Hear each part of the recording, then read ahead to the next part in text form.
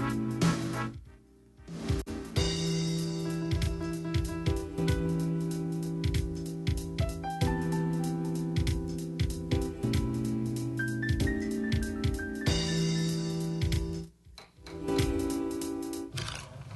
morning. Thank you very much, everybody, for coming.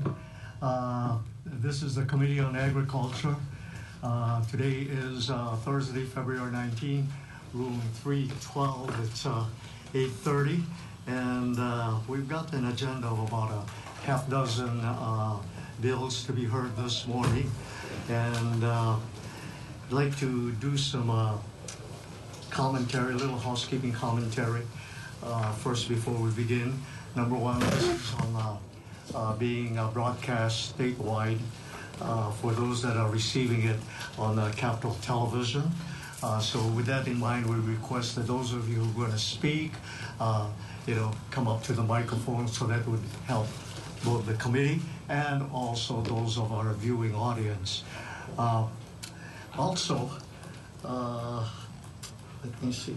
Okay, somebody here. And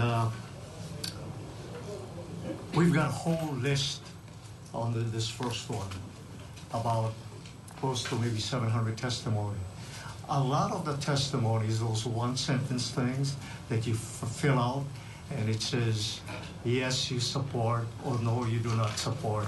And most of all on those are stating that they will not be here in person. But that's all right. We thank those of you who are here today. We thank those of you who are not here today and took the time to indulge in this House bill, our first bill, measure House Bill 1415, or should I say 1514, relating to environmental protection. So thank you very much. The process will be, you make your presentation after HB 1514 is completed with the testimonies. Members will be given the opportunity to question any member that is present here. If your name is called, and we have it in this order, and I thank the committee for working very diligently last night in putting all this together. If your name is called, if you're going to stand on your testimony, we have all your testimony here, your written testimony. You may just say you stand on your testimony in support, or you stand on your testimony against, and identify yourself. That will expedite the process. But this does not mean that we don't pay attention to your testimony. We have all your testimonies on file. We have your names in the order. Okay, thank you very much. So our first House, yes, I'm very sorry, very important. We have a timer, and it's a 2-minute maximum for your presentation, for your testimony to be provided, okay? We'll just say, time's up, and that's it for everybody testifying. Thank you very much, Vice Chair. Okay, on House Bill 1514 relating to environmental protection, first we'd like to call on Department of Agriculture, Mr. Scott Enright.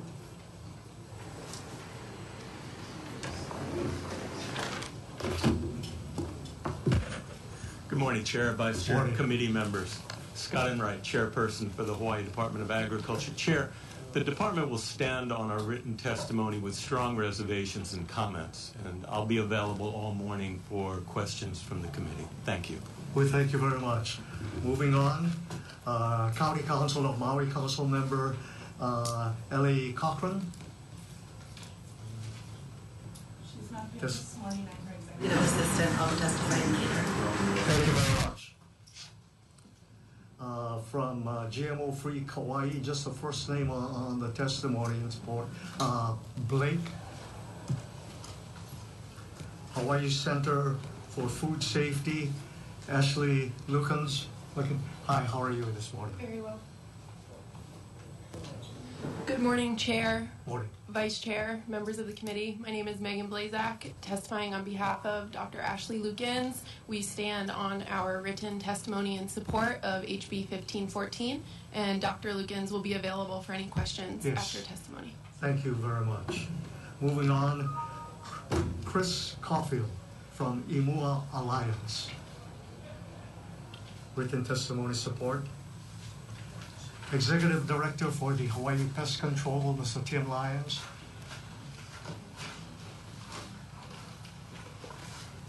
Morning.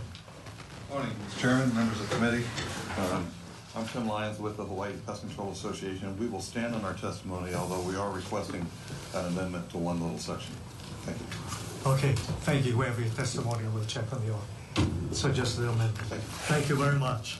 No name provided, but we have the organization North Shore Outdoor Circle.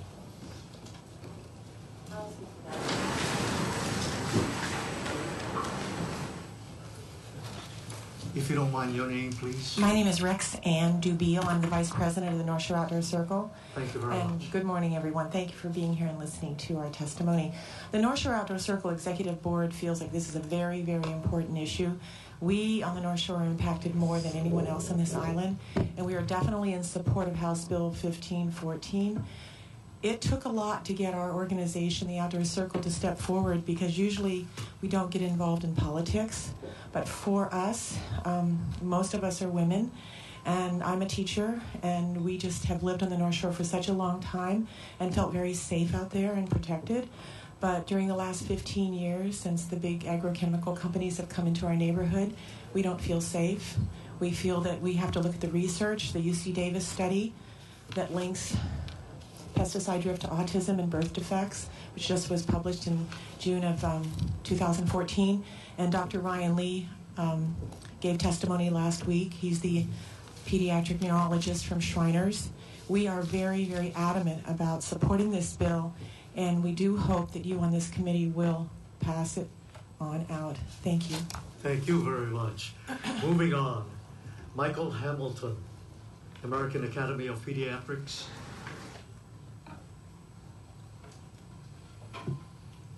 Written testimony and support. Pesticide Action Network. Not here.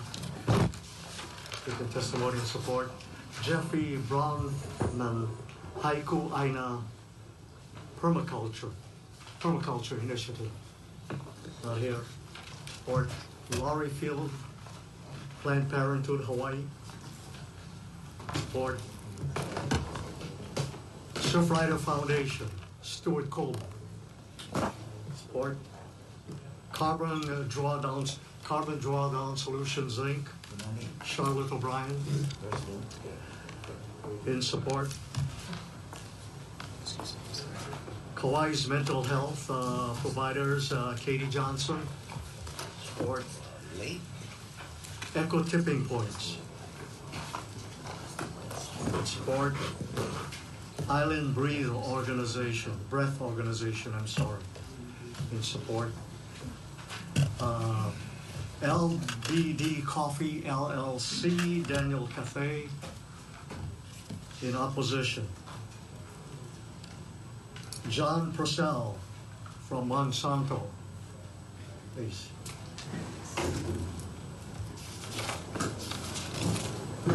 Good morning, Chair Suji, Vice Chair, Committee. I'm John Purcell, Vice President of Monsanto, Hawaii Business and Technology League.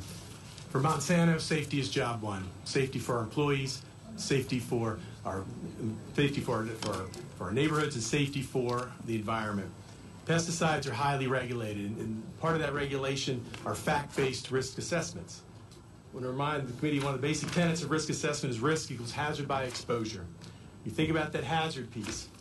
1.3 million pounds of pesticide or switch-use pesticides were sold in 2013. The Monsanto company used a figure less than 1% of that. That's from an exposure piece. That's from a hazard piece. Let's talk about exposure.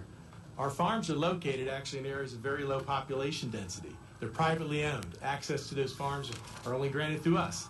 And obviously when we have tours, we're going to adjust our spray schedule. That's the where. Let's think about the how. We have extensive training programs. We have detailed spray protocols. We have precise application equipment. You put all that together, we really have a problem with this bill. When you think about the fact-based risk assessment, we have Taylor Kellerman here, a Kualua native, who can talk more about pesticide applicators that we use and the IPM programs we use. But you consider all the facts. And that's what we're asking you to do. Consider the facts around pesticide use. Consider the basic tenets of risk assessment. The facts do not support this bill.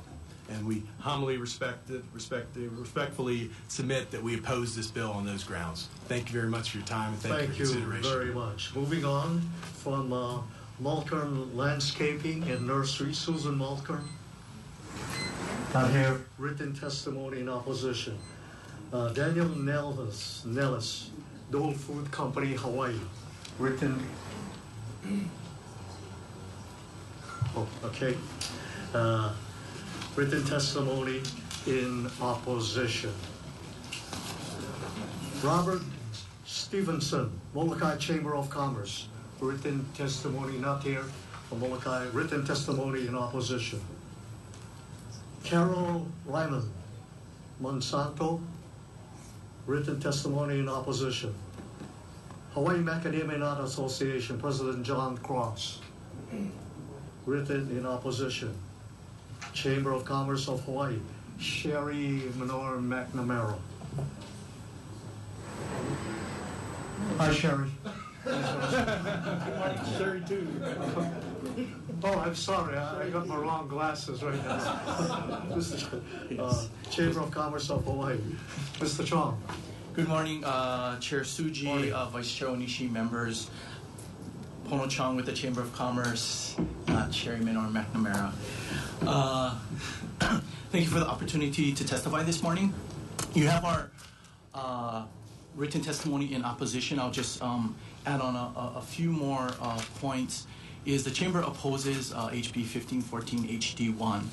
A little bit about the Chamber. The Chamber has about 1,000 members, of which 80% are small businesses, which represent approximately 200,000 employees statewide. While we understand the desire to protect schools, hospitals, and residential care facilities, we do not believe that this type of legislation is an appropriate means to provide the desired protection. We understand that the use of pesticides is already regulated by the federal government through the EPA. Pesticides are subject to a rigorous test procedures before the EPA prior to its usage. Lastly, as written, the bill provides no documentation, scientific studies, or evidence to support the need for legislation at this time. We believe that these restrictions would impose detrimental harm to many agribusinesses, both big and small, throughout the state. I'll be available for any questions. Thank you very much. Hawaii's Agricultural Partnership, written testimony in support. Oh, excuse me, in opposition. LBD Coffee LLC, Les Drent, in opposition. Hawaii Cattlemen's Council, Mr. Alan Gottlieb, in opposition. Are you? Morning, Mr. Gottlieb. Alan Gottlieb, representing the statewide Hawaii Cattlemen's Council. I'll stand on my written testimony in strong opposition to this measure, but I just want to add, we come to you folks every year and you ask us, what can we do, that's you speaking, to help agriculture and produce more food in the state of Hawaii? And I can unequivocally say this bill is not what we need to support agriculture. Thank you. Thank you very much. Moving on. Hunting, Farming, and Fishing Association, Makani, written testimony. Okay, sure, we can.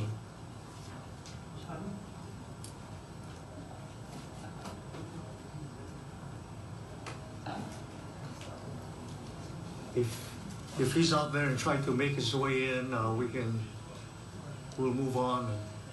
Oh, okay. Hunting, Farming, and Fishing Association. You're Makani? Yeah. Hello, how are you? Yeah, hello, good morning, guys. From the Hunting, Farming, and Fishing Association.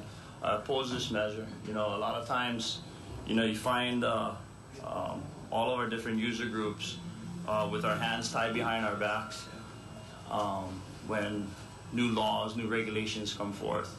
And, you know, we talk sustainability all the time. And we talk about providing food for the masses and, you know, being 100% sustainable in Hawaii, yet how? When you take away the tools from us to provide food, then all of a sudden, we're stuck. We can never get to that maximum potential of what we're trying to accomplish. What's in the best interest for the state of Hawaii? If you're doing it properly, if there's regulations already in force, why would we make another rule that just straps the hands of those farmers, fishermen, and hunters. Also, what we don't want to do is we don't want to let anybody fail. We let one farmer, we let one fisherman, we let one hunting group fail. We've done an injustice for our state. So that's all I have to say, and thank you very much for hearing me this morning. Thank you. From DuPont, Cindy Goldstein.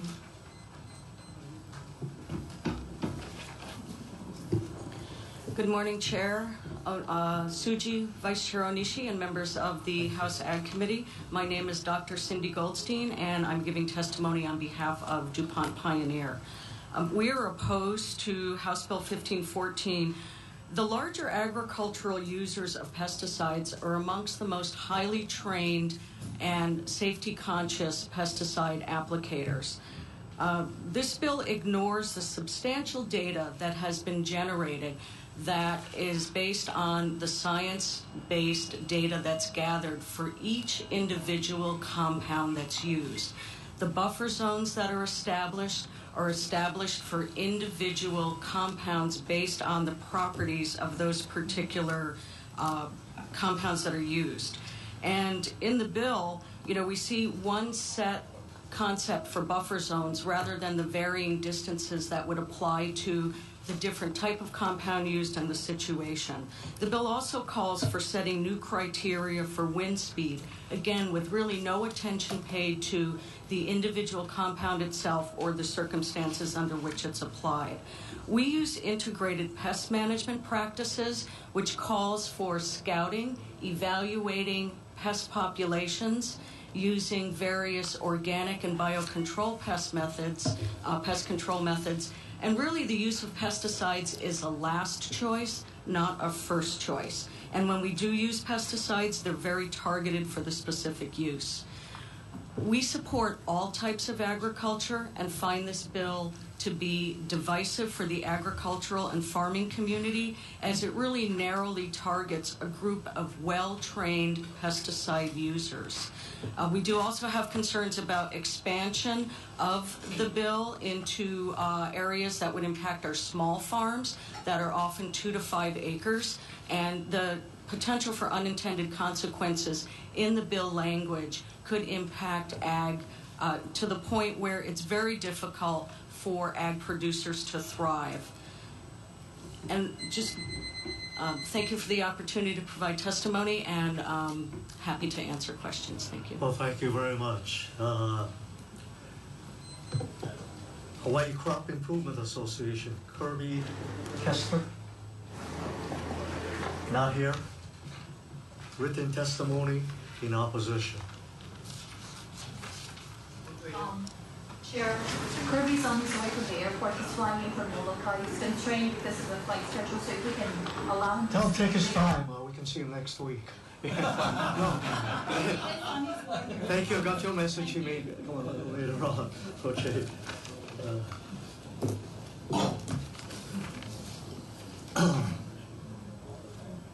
Carly Williams, written testimony in support. Western Pacific Seeds, Jeff Scott.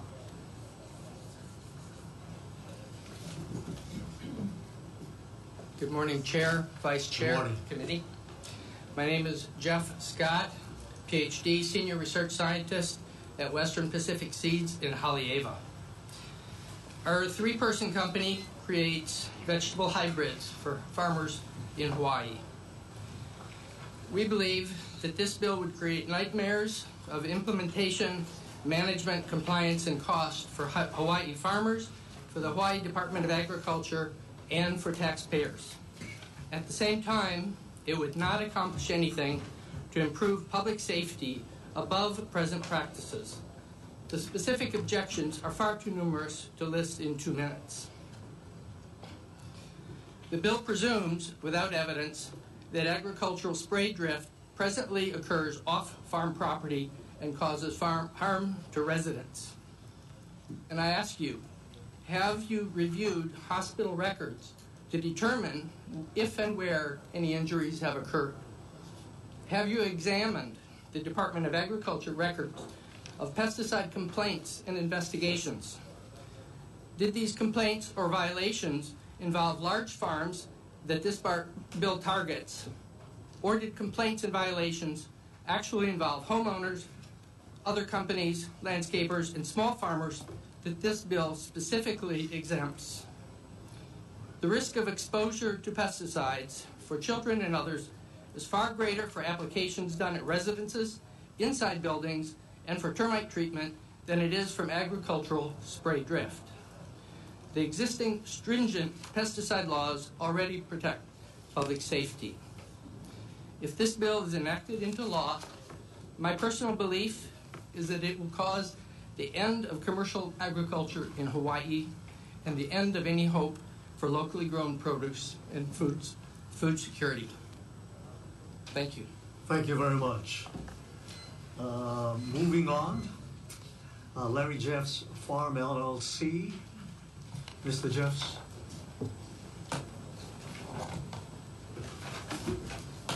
Chair Tsuji, Vice Chair Onishi, and committee members. My name is Larry Jeffs, and I am here today to speak in opposition of this bill. I'm representing myself, my family, and my family of employees. We believe that the unintended consequences here, as proposed, would fail our farm. And I'd be glad to go in detail if required. We think that it drives a wedge in the ag community and would, in fact, reduce the goal of the state to produce our own food. It's very simply, the buffer zones are not risk-based, they're not science-based, and we're very concerned that there are people who believe their need to do this when I think there's a problem. There are other solutions. I'd like more rigorous enforcement of existing statutes and regulations.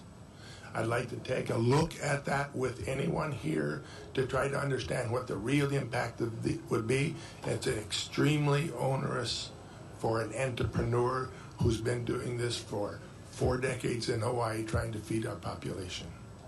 Thank you. Thank you very much. Building Industry Association, Gladys Quinto Marone. Not here. Written testimony in opposition. Monsanto Community Affairs Manager Alan Takemoto.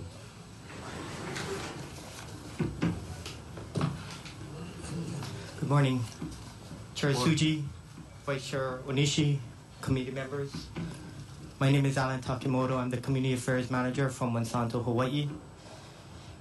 As our Vice President, Dr. John Purcell, stated, health and safety is Monsanto's #1 priority. He explained the technical aspects of how we take very seriously pesticide use here in Hawaii and around the world. From the community aspect, of which I am so passionate about, we are very aware of our surroundings and take every measure to ensure our neighbors are not impacted by our operations. Monsanto and its employees and their families are very attentive to the health and well-being of the communities where we work and live. Our employees and their families also attend the nearby schools, childcare facilities, hospitals, community centers, from which everyone benefits. Monsanto has established a community affairs panel where we invite various community members so that we can share and discuss many of the things that Monsanto is involved in. One of them is our integrated pest management program, our soil and water conservation program, and everything that we do on the farm.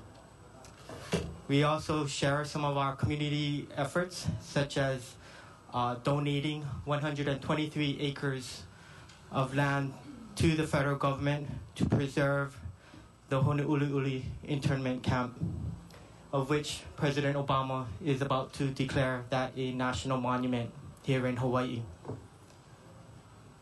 So we are mindful of our community, of our surroundings, of our neighbors, of our environment. With that, we oppose this measure. Thank you. Thank you very much.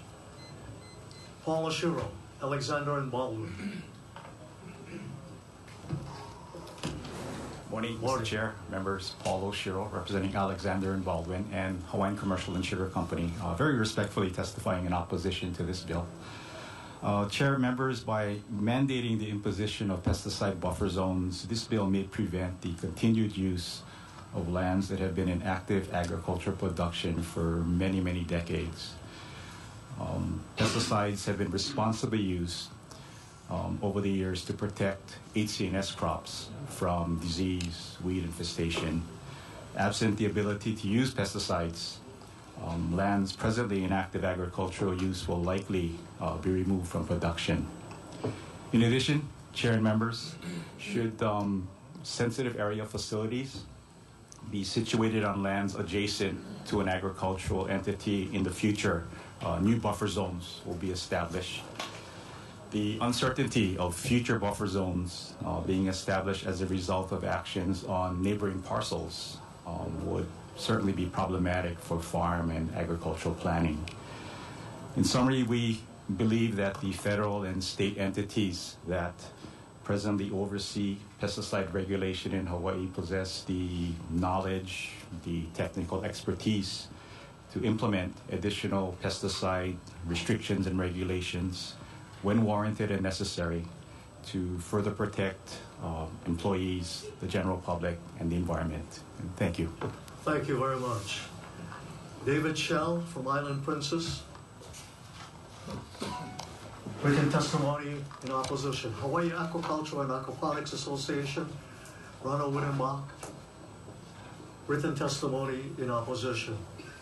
Frederick Mencher, East Oahu County Farm Bureau. Written testimony in opposition. Jeff Case, Crop Life America. Written testimony in opposition. Elif Dill, Hawaii Alliance for Progressive Action. Sorry, I'm prettier than Jeff Case. Have a seat. But louder.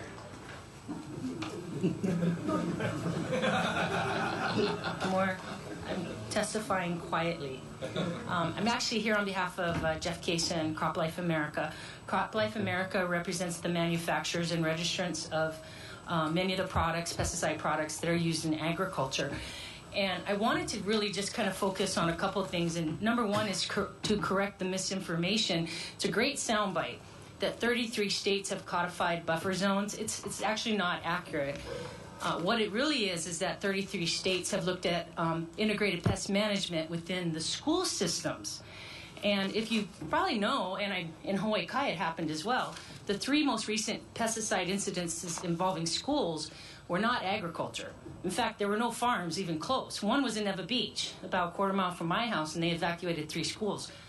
All residential and on-property misuse of pesticides. So if you go down the train of thought that these issues around the schools especially, and the mandate for buffer zone, really what they're recommending, and by the way, I pulled it off Centers for Disease Control, first and foremost, these schools should be putting into place integrated pest management policies. And I actually downloaded one of the policies, the New Jersey School Integrated Pest Management Act of 2002. I mean, maybe that's a really good first step. I know we all come in, we oppose, but how about we take a look at where the problem really exists, and if it is within the schools and keeping the keiki healthy and safe, let's look at IPM within the schools, and let's maybe take that as the first step, instead of really looking at something as broad-reaching as this bill, which impacts farmers negatively and really is not going to help the children within these communities. Thank you.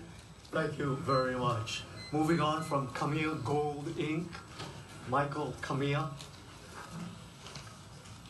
Michael? Hi. Good morning, Chair, members of the committee. I'm a third-generation papaya farmer. My name is Michael Kamiya, and I oppose HB1514. I can't help but feel like, as a farmer, I feel like I have a target on my back. One, I'm a GMO farmer because we need the GMO to farm our papayas in Hawaii. But 2, now I have this bill looming over us, which would negatively affect us because we surround Brigham Young University campus in Laie. We would lose, if this buffer zone were to take effect, we would lose effect of approximately 19 acres of our farm, and also another 2 acres in Waikane, where we are in the back of Lady of Mount Carmel Church.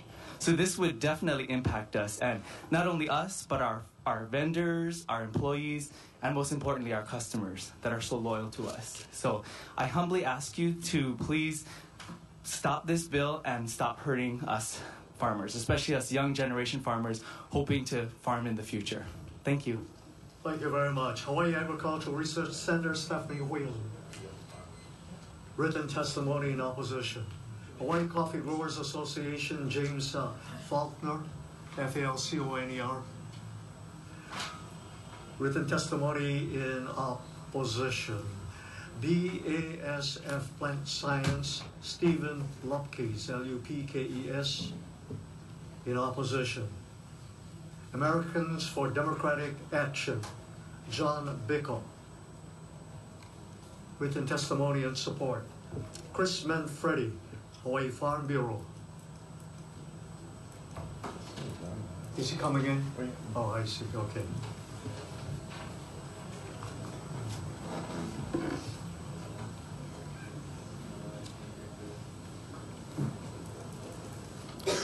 Morning, Chair, members. Morning. Chris Manfredi, Hawaii Farm Bureau. Thank you for the opportunity to testify in this measure this morning. I'm here today representing our 1,982 member families that couldn't be here. These are the 1% of citizens who work the soil to grow the crops that feed the other 99% that don't farm. Historically, citizens were tied to the farm out of necessity for survival. Our society has evolved such that the 1% that work the land enables the other 99% to pursue careers of their choosing. Farmers are responsible, law-abiding members of our community. They are stewards of the land. Moreover, they need all the tools available to be able to fulfill this mandate that's placed on them by society. We all use pesticides in some form. Why is agriculture the target of this measure? The bugs are here and we all need to deal with them safely and responsibly. This is particularly true in Hawaii's tropical climate, where there's no winter kill to keep the weeds, pests, and disease in check. I want to talk a little bit about Kauai Bill 2491. This bill is particularly interesting because it pivoted from an anti-GMO movement into pesticide use. And if you look at Section 1H of that bill, it talks about the percentage of users. Agriculture is 13% of the restricted use pesticide use on Kauai. Non-agricultural operations are 38%. So we're going to have a meaningful discussion about pesticide use. Let's talk about all of it. Let's talk about what's being sprayed in the schools, not just around them.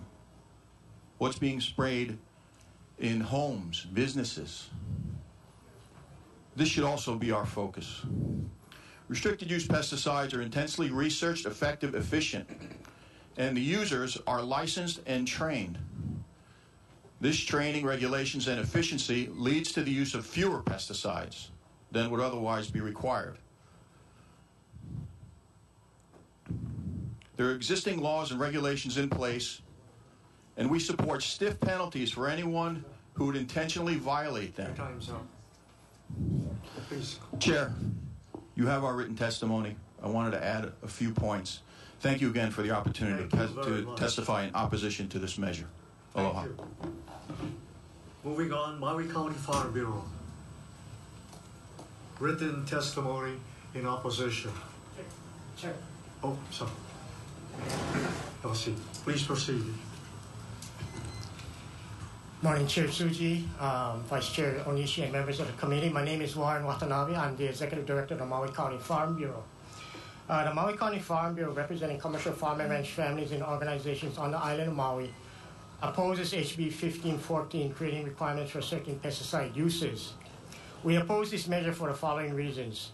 Arbitrary buffers will harm farm viability.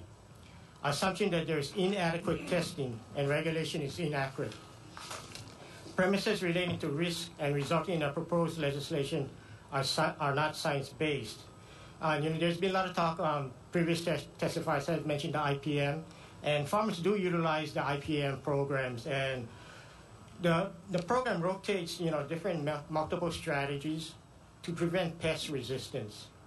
But however, some of my farmers have mentioned that, we do have a lot of invasive species that come into the state, and they do request that they have the ability to use whatever tools are necessary to keep them viable. Thank you. Thank you very much. Kauai County Farm Bureau, Laurie Ho. Not here. In opposition, written testimony. Jeanine Asia. Individual testimony, written testimony in support. Melissa Anderson, written testimony in support.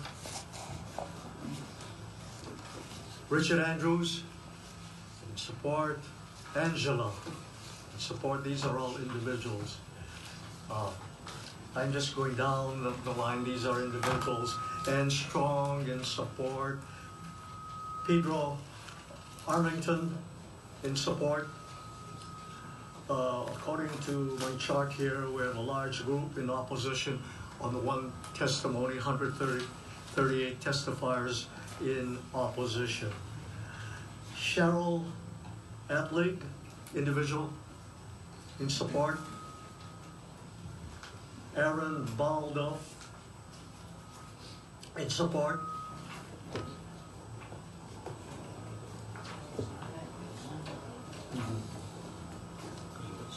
Yes.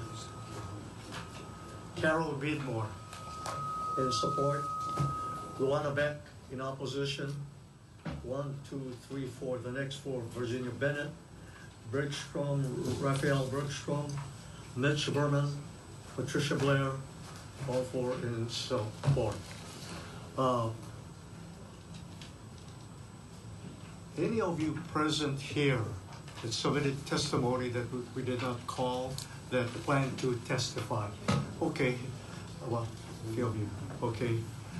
We'll just call it random, and I'll just try not in any particular order because, okay, Mr. Hoosier, you raise your hand first.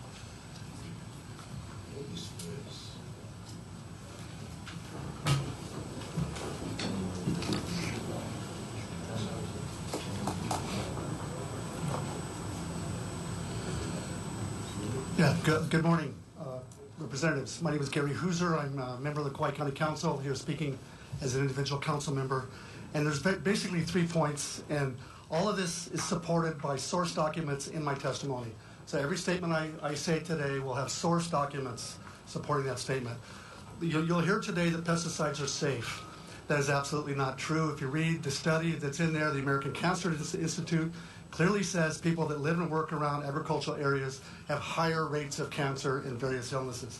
National studies, American Academy of Pediatrics, say the same thing. We are using here restricted use pesticides that are banned in other countries. Syngenta, producer of atrazine, you cannot spray Syngenta in Switzerland, their home country, or in the European Union. That they're using it all over our state. Paraquat is banned in 36 countries. Pesticides are bad. These are restricted use pesticides, not your day-to-day Roundup. That's number 1. Number 2 is they are not highly regulated. You ask the Department of Ag how far their backlog is. It is years to close studies, and I'm not exaggerating one bit. How often do they inspect these major companies? 4 times a year? Maybe. Okay, they're woefully underfunded. They're years behind in closing out investigations. If a citizen complains about drift, it takes them years. We've got this in document. I've got copies of the inspection logs with you. And finally, this does not hurt small farmers. That is the big lie, quite frankly. If you use the threshold amounts that are being discussed, that was used on Kauai, no small farmer uses restricted use pesticides to any degree whatsoever. No hunter uses them, no fisherman uses them, no small farmer uses these. These are major industrial agricultural operations that use restricted use pesticides. You need a federal permit. The labels are 100 pages long. These are bad things, and this is the only operations that are impacted. So to say that this impacts small farmers is not true. To say that this is safe, it is not true. Thank you, and I'll hang around for questions. Again, my testimony has the source documents for what I just said. And just in conclusion, Chair, there are many community members, I'm not speaking for myself, community members that have flown over here, got up early, paid their own way over in many cases, And if you could allow them some time, 2 minutes is hard when you're coming from, as you know, from Hawaii County, Maui, and Kauai County. So any provisions you can allow for them, I would greatly appreciate that. Thank you. Thank you very much.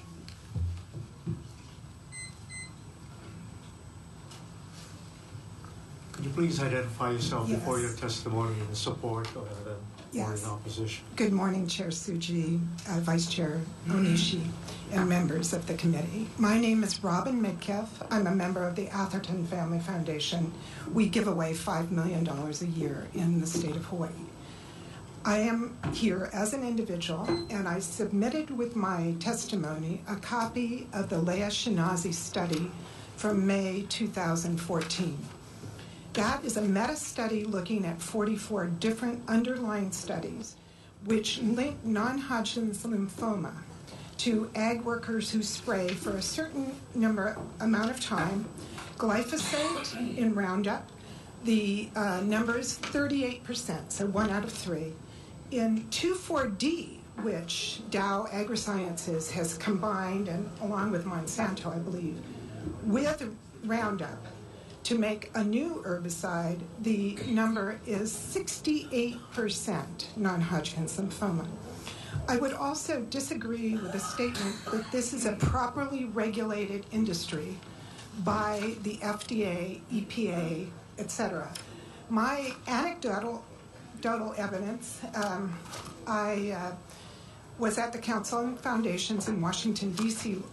last year, sat next to someone from the EPA who was not in the pesticide division. He said that division, there's a senior lady from Monsanto running that division. So the problem is that the industry has really taken over the regulatory bodies, and they don't do the testing. So thank you very much. Thank you very much. In support. Thank you. As she's coming, how many of you who want to testify did submit testimony? I did. Okay, we'll try and Vice Chair, please help me select that. Okay. Thank you again. Can you identify Yes, sir. yourself? Rexanne Dubio. I'm a teacher at Sunset Beach Elementary School. I've taught there for 26 years. I'm a 40-year resident of the North Shore. There are just some points I want to make this morning when I'm hearing the industry come in and talk. And it is the industry. It's a chemical industry. And again, what Robin Midkiff said, this is not going to impact the small farmers, as Gary Hoosier said. This is going to impact giant agrochemical, multi-billion-dollar international corporations that have set up in our state in the last 15 years. When I first started noticing them was about 15 years ago when I was coming from Wahiawa to the North Shore. All of a sudden, these berms were being placed along Kamehameha Highway. I'm going, well, what's going on here? What is this?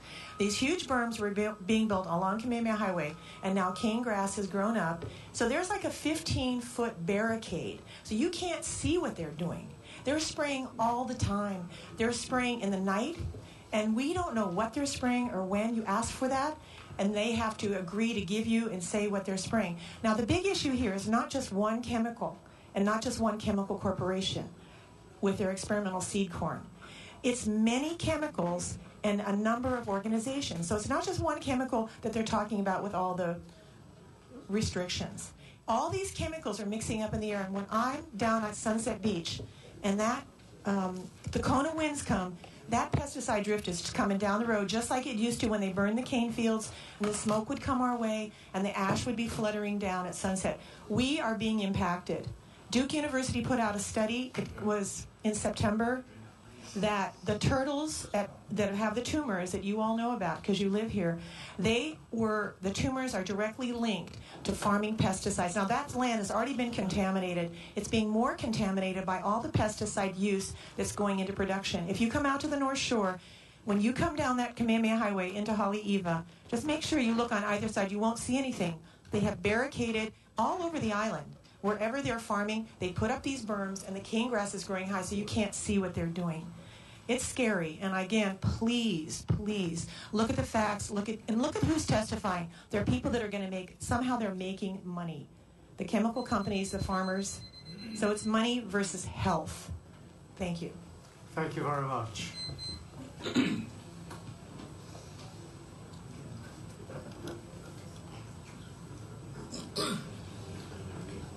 Good morning, Chair, Vice Chair, and Council members.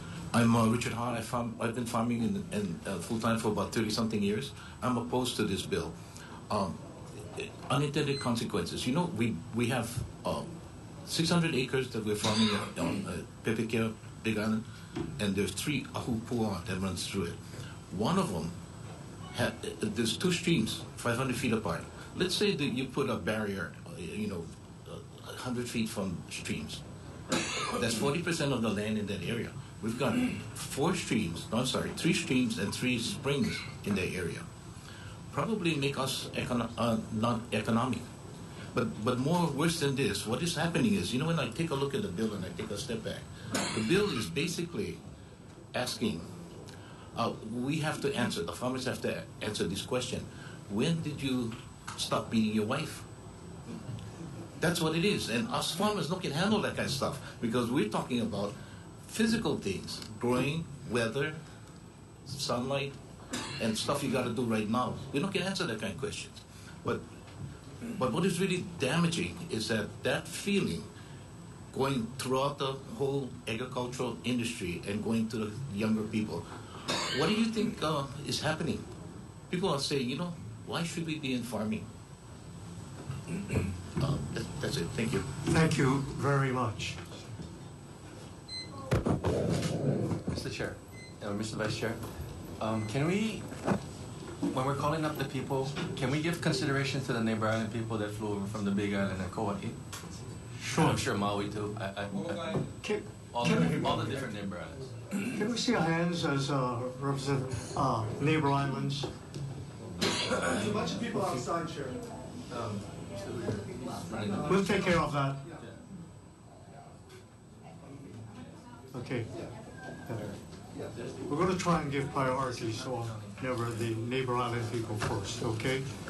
But number 2, and very important, that you provided written testimony, please, okay?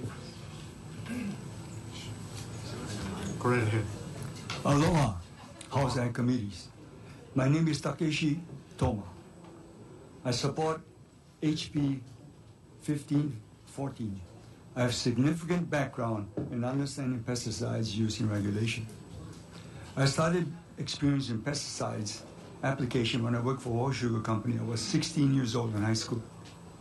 So I saw things of vast aerial spraying on the sugarcane lands. Consequently, I went to University of Hawaii Department of Agriculture College, and also one of the summers I worked as a full-time pesticides applicator. Then I went to the mainland to work, and I spent 51 years on the East Coast. I worked for USDA as an aphis inspector, but most of my career was spent as an analyst in the pesticides regulatory area. So I know something about pesticide regulation. And here's what I have to say, my experience. This is 5 decades of understanding how regulations are compromised by unyielding industry pressure on policymakers. I was there, who live completely isolated from the environments where these chemicals are sprayed. The EPA regulations are inadequate, I repeat, inadequate and minimum distance for a far less frequent pesticides application for crop production, not research. There are many examples of chemical contaminants that have been deemed as safe, with large levels of retraction later. Establishing agriculture buffer zones to protect our most vulnerable citizens is an important responsibility for the state. That means all of us, including the legislators. There are no innocent bystanders in a decision as vital as this. I thank you for your support and listening to me. And I'll be around for answering questions. Thank you. Thank you very much, Mr. Tola. Neighbor Islanders, as much. Identify yourself and your name. Good morning, Chair, members. My name is Amy Stokes. I flew over from Maui this morning. I'm the Executive Assistant for Councilmember Ellie Cochran. I had the unique experience of living right next to Monsanto's test crops in Kihei. During that time, my family experienced health concerns, which when taken to Kaiser, we were told we would never be able to tell if it was caused from the pesticide drift because we don't know what they're spraying, when they're spraying, or how much they're spraying. So without disclosure, we may never know what the impact is. I hear a lot of people saying that look at the health reports, look to the hospital, see how many incidents were caused by pesticides. You won't find that. We can't prove that without this bill, without these laws being in place. I grew up on an 850-acre cattle ranch in Northern California. I come from agriculture. I spent 18 years in 4-H, FFA. I'm pro-ag. This is not smart ag. The state will find that it is fiscally responsible to put the structure in place now due to the ever-increasing demand for development. We need more schools, we need more houses, we need more things. We only have X amount of land. We rely on agriculture for revenue. How can the two live side by side if we don't have a proper structure in place? Thank you for the time to testify. I appreciate it and the support. Let's concentrate on Neighbor Island.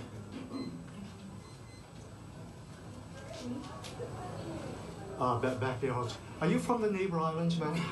I'm trying to do your line first, please. Okay.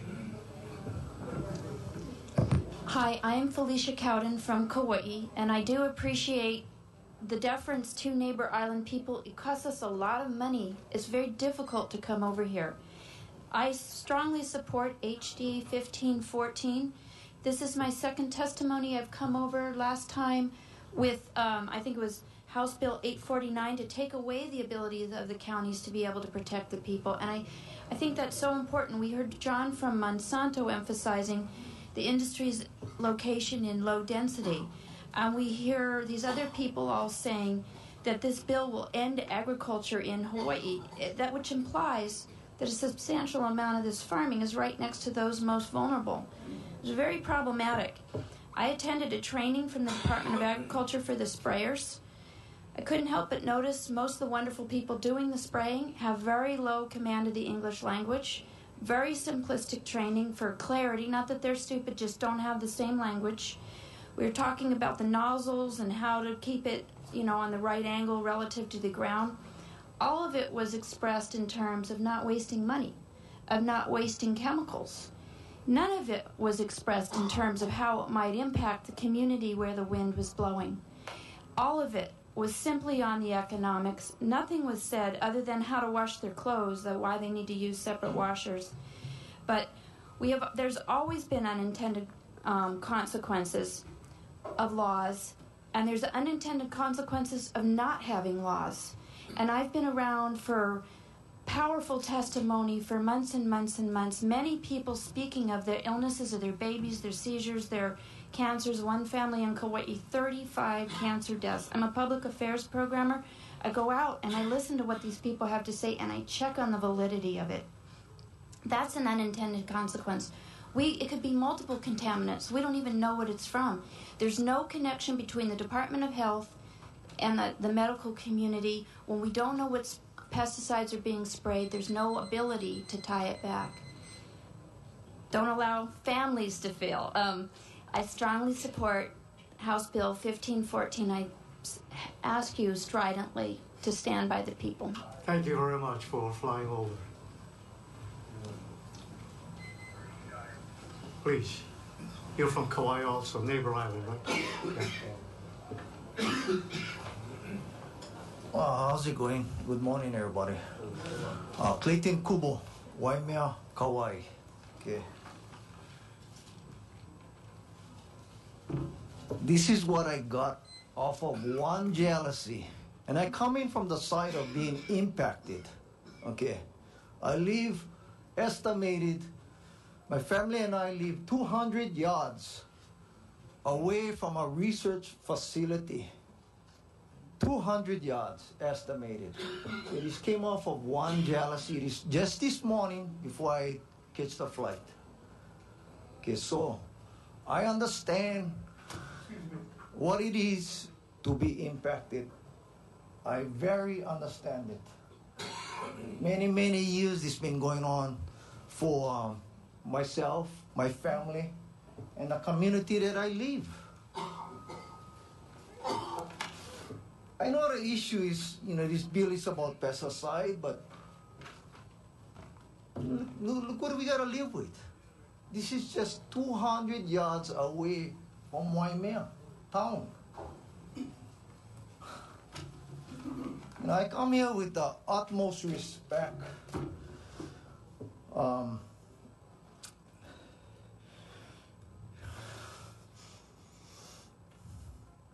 We need some help. That's all I can say already. One jealousy, not 5, not 10. One jealousy. Okay? I don't know how much more is coming into my home when I'm not at home. I have no idea. They don't like tell us what they're using. They don't like tell us what they're spraying. You go from the stories I've heard that you go to the hospital. It's like, oh, we cannot treat anyone because we don't know. So, I don't know what else to tell you guys already. I'm hopeful that you guys can at least, move this bill on. Representative Suji, thank you very much for always calling me back. Thank you very much. Go ahead.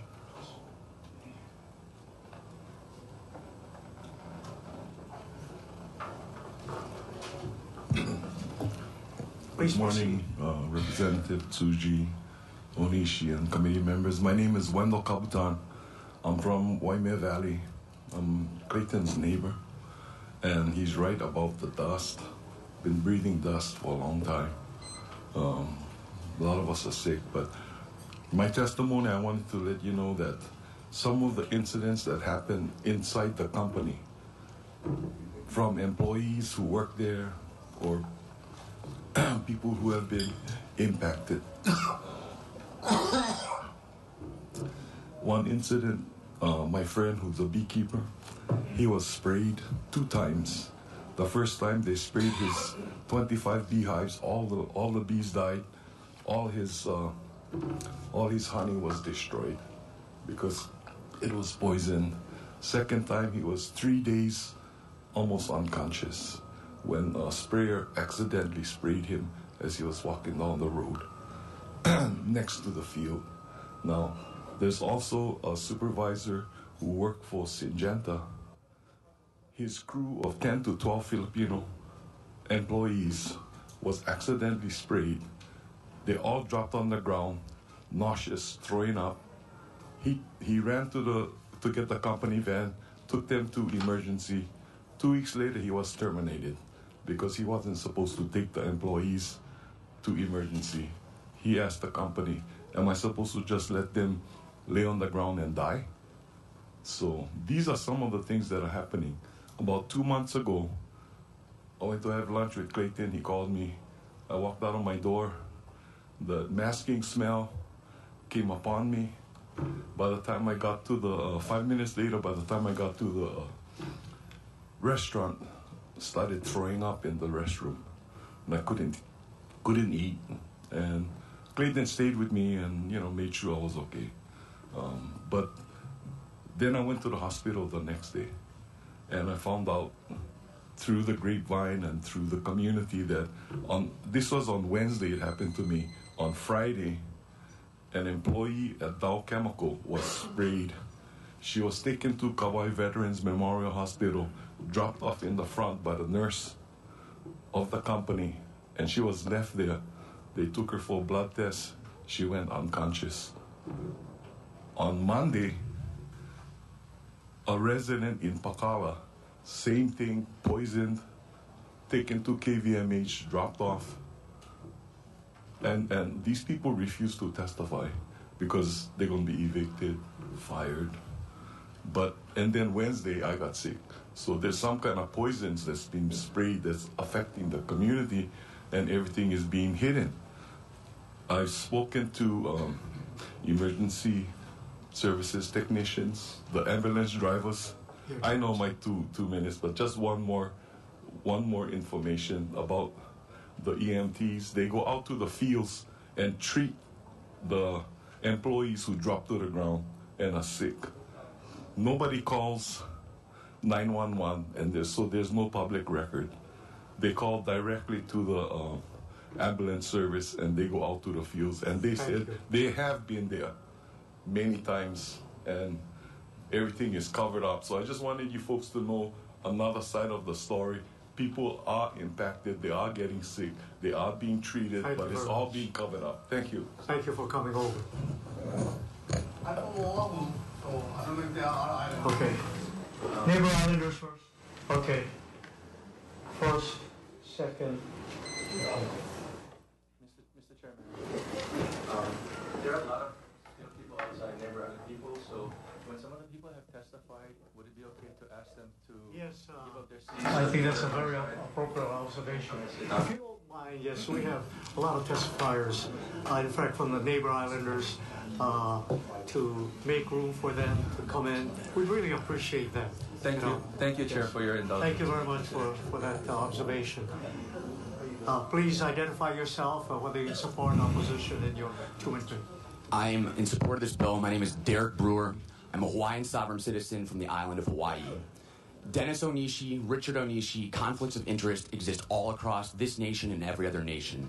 I'm an Iraqi veteran who served during the surge from 2006 to 2007. I was also in Afghanistan in 2009. I have friends that have died, drowned, been killed, and we paid Babylon in blood for these Bilderberg, badass, biotech, chemical cartels.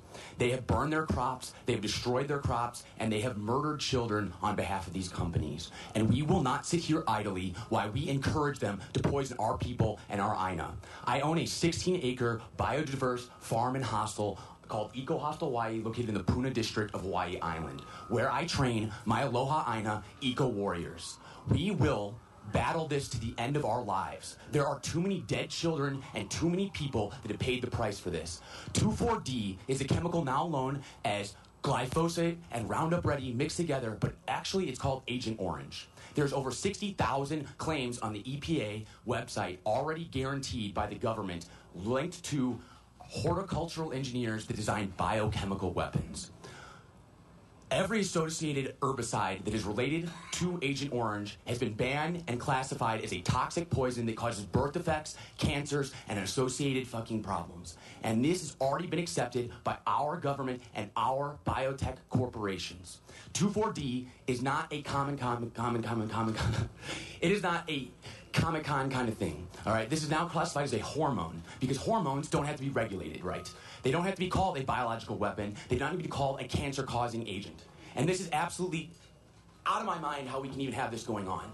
I don't need to stand here for the 5th time in whatever country I'm in talking about these people. We don't even need to beg you anymore because if you do not take care of this, we will. I will go out of country, inshallah, and bring the Islamic nation here to battle us ourselves. I do not need any help from anyone else. This is international companies that are committing international crimes. If you do not stand up for us, we will do it ourselves and we will sue the state, the county, and anyone we have to. I will run for the President of the United States myself. I'm 30 years old. I'm not even old enough to run for the President. But every Army veteran, every Iraqi veteran, every goddamn person that has been poisoned by any company in the entire planet will support me. And I demand that you serve us and respect our constituency and do not defy us. Allah Akbar is roughly translated Aloha Ke Akua. Respect our people, follow the prophecy, and do not hurt our Aina anymore. Thank you very much. Thank you. Thank you. Ma'am? Take your glasses. Sunglasses. Excuse me, ma'am. You're from the other side. You'd like to testify? Okay. Yeah. Please. Aloha, my name is Margie Moffin and I'm a primary care provider in Waimea on the island of Kauai.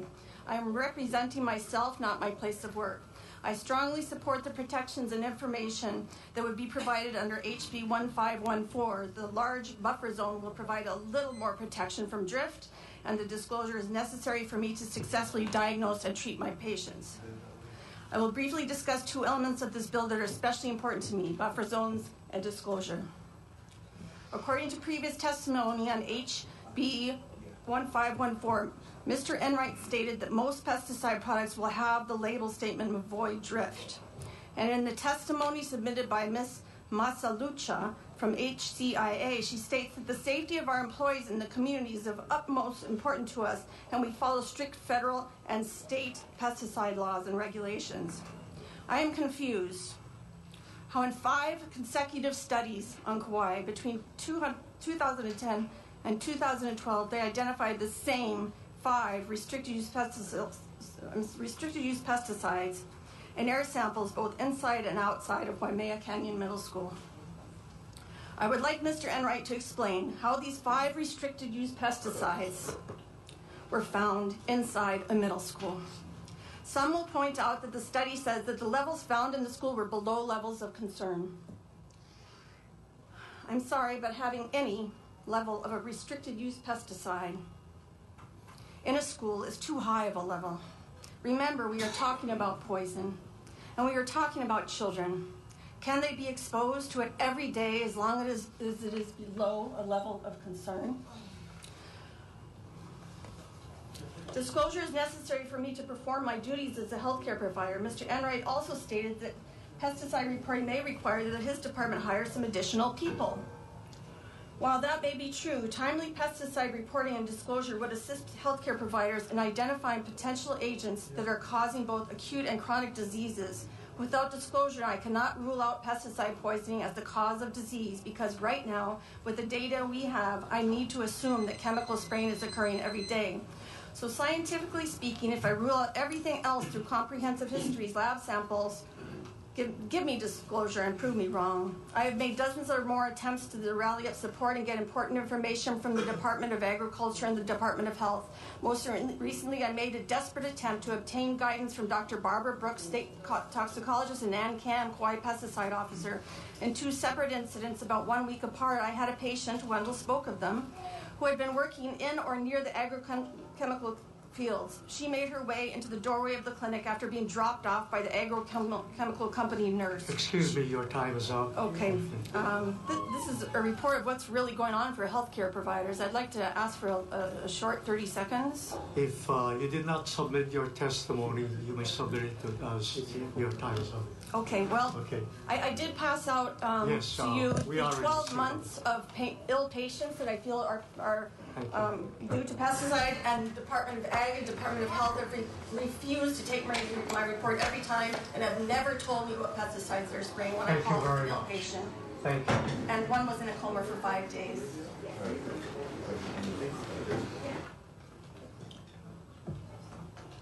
Aloha, Council Chair Suji, Vice Chair Onishi, fellow committee members. My name is Andrew RC. I'm a 4th generation Molokai homestead farmer. I own and operate RC's farm, a farm that my dad started back in the late 1960s. As a child, I remember working on our farm doing various tasks like planting, weeding, harvesting. I also remember some of the products that my dad used to control pests. Most of these are not around today, and that's this parathion, diazinon, and vitate were some of the products that we used. I've been involved in agriculture professionally since 1986. My former employers were Maui Community College, Molokai Farm, University of Hawaii Tropical Agriculture and Human Resources at the Molokai Applied Research and Demonstration Farm, and Hawaiian Research, which is now known as Monsanto Molokai. From 1986, I have been certified by the Department of Ag to purchase and use agricultural products. The education process is a 2-day class taught by Charles Nagamine of the University of Hawaii. An exam is given by Department of Agriculture. Some of the topics that we talk about and learn about is laws and regulation, handling and storage, record keeping, life cycle of insects, and a whole lot more. Techniques, calibration of equipment, and so forth. I have known many who have taken this 3-hour exam and did not pass. Some of them had master's degrees, bachelor's degrees, and took them multiple times to eventually pass it. It's not an easy exam to be certified. The certification lasts for about 5 years. Within those 5 years, you need to gain credit during those 5 years to recertify again. And it's almost like taking the whole exam all over again. So we talk about PPE use, maintenance and record keeping, pesticide drift, and just some of the topics that they cover over the 5 years. As a farmer, I need to protect my crop from disease and pests. I also need to protect my resources and my environment. I use IPM technologies, integrated pest management techniques to scout fields and establish insect thresholds that lets me know when I need to apply. Being open-minded to all types of crop protection practices, whether it's done biologically, organically, incorporating commercial products. I, for one, would like to advocate for genetically modified organisms. I plant GMO sweet corn and see the rewards of this technology. Benefits, use of less pesticides by the farmer, making it safe for the environment and gaining safe product. So I stand here and oppose this bill. Thank you very much. Thank you for coming over. Hello, my Kako. Hello. I would ask if some of our representatives could not text while I'm sharing my testimony. I would appreciate it. Mahalo nui. My name is Malia Chan, and I reside on the west side of Kauai in a town called Kekaha. I'm writing in support of House Bill 1514. 7 years ago, I had the opportunity to build my own home in Kekaha. This is an opportunity that many young families, let alone single mothers such as myself, cannot afford to experience in Hawaii.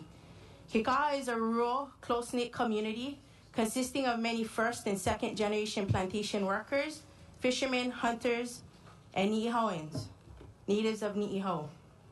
At first, I saw this transition as a blessing, an opportunity to raise my children in a safe, community-minded environment just a block from the beautiful white sand beaches of Polihale and 20 minutes away from Koke'e State Park.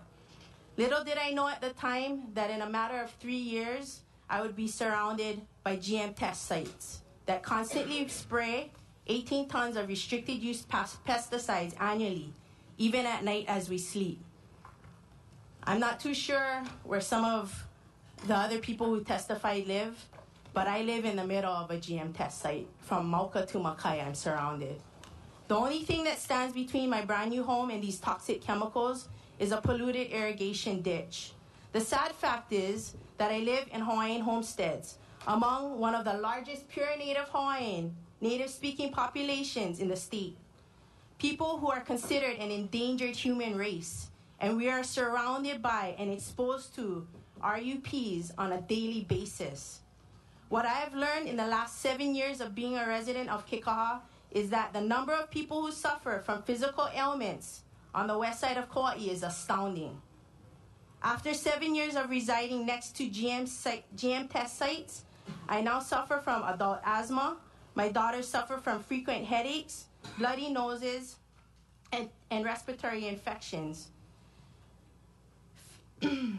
I've taken it upon myself to educate my family and my community on the dangers of RUPs, how other countries have been affected through exposure, and how our food system has been compromised by Roundup-ready genetically modified foods and byproducts.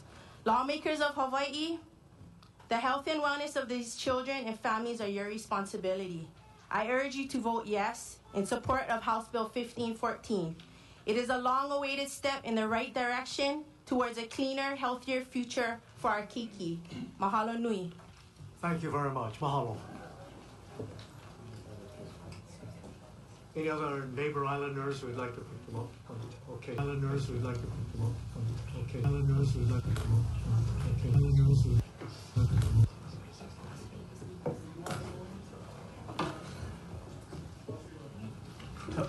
Aloha kakaiaka. Mahalo, Chairman Tsuji, Vice Chair Onishi, and fellow committee members. Mahalo for giving me the opportunity to testify today. My name is Adolf Helm, a generational Molokai homestead farmer and currently project lead for Mycogen Seeds, Molokai. On behalf of the Dow AgroSciences seed farm operations in Hawaii, I would like to express our opposition to HB 1514 as written. Between our Molokai and Kauai operations, we have been operating in Hawaii for well over 20 years. Also, that being said, I'd like to just kind of add a bit about some of the stories I heard this morning. It's unfortunate, and with all due respect to everybody's story, I just ask you as representatives that really, if there are problems out there that, I would encourage you to look at the facts, the evidence, and if there's any connection or links to some of these problems, I would hope as representatives of your constituents that you would investigate and do something about it. So that being said, 10 of our seed company employees are licensed private applicators of restricted pesticides.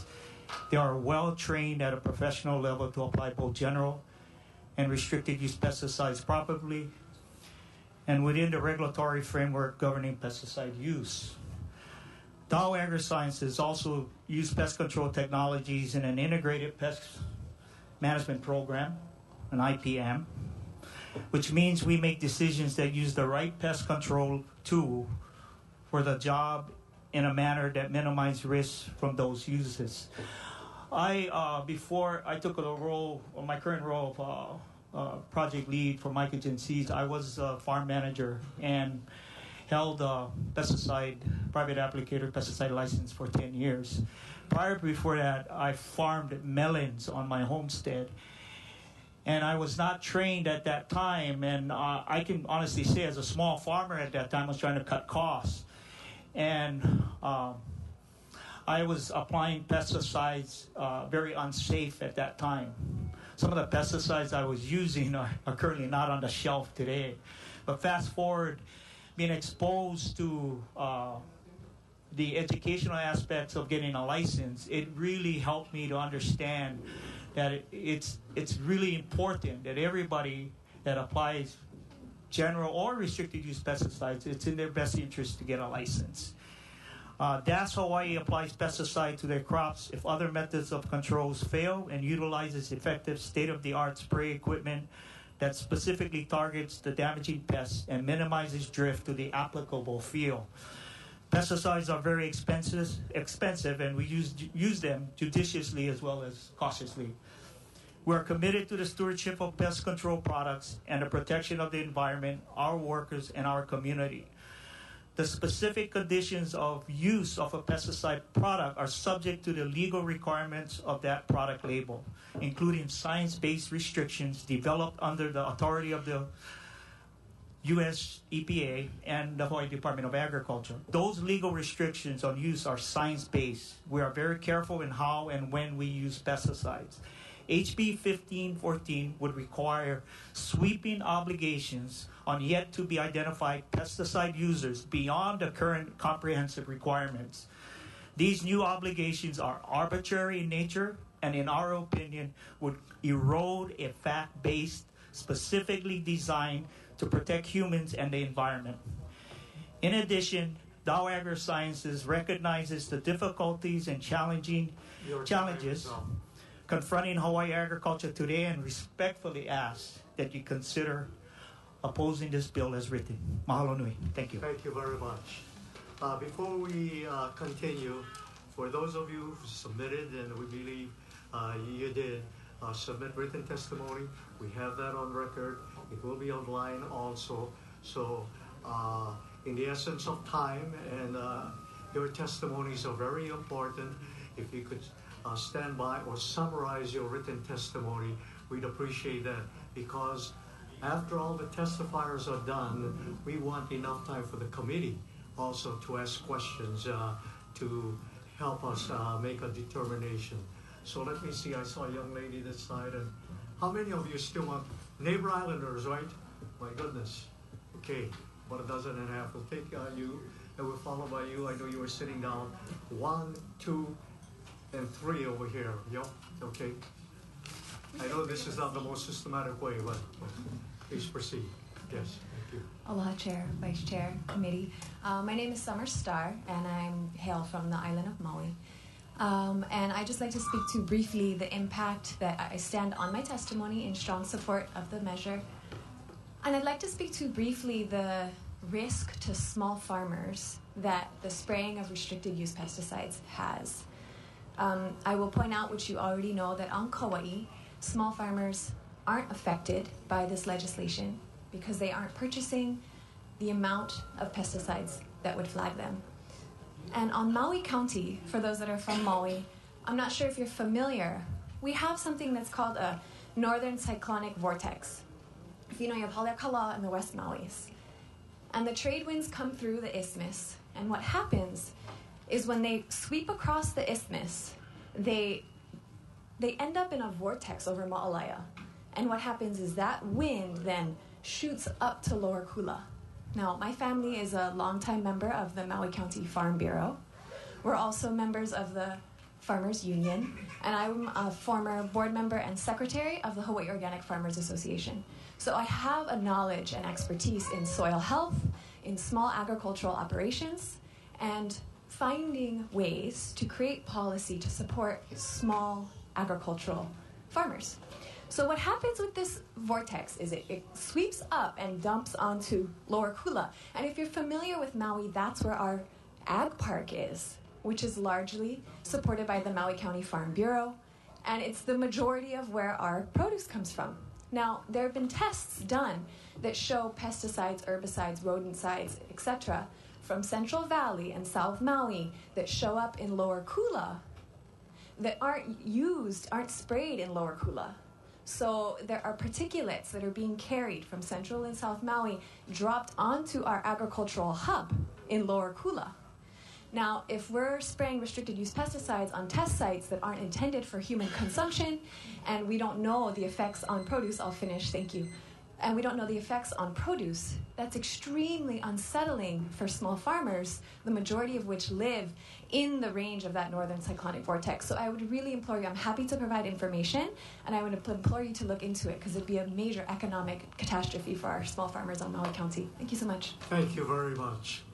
Yes, the young lady, please. I'm just feeding my daughter. Can someone else take a turn in the on that?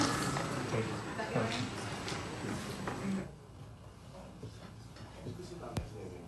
Again, oh, I'm sorry. Sorry. Excuse me, if I may say again, for those of you who know you submitted testimony, if you could summarize, this would give a lot of those that, especially from the neighbor islands, the ability to also be included in the testimony, testifiers. Please proceed. All right, aloha, Chair Suji and committee members. Sorry I'm late. I got the earliest flight I could from Molokai after the hearing was announced. But my name is Kirby Kester. I'm the president of the Hawaii Crop Improvement Association. We represent over 2,000 employees who work in the seed industry and contribute around $270 million to the state of Hawaii annually. HCI respectfully opposes this bill. While we're fully aware of the concerns about pesticides used in the state, we feel that this bill is an unnecessary and arbitrary solution that seems to be looking for a problem. Pesticides undergo a strict registration process, including specific restrictions designed to protect the public and the environment.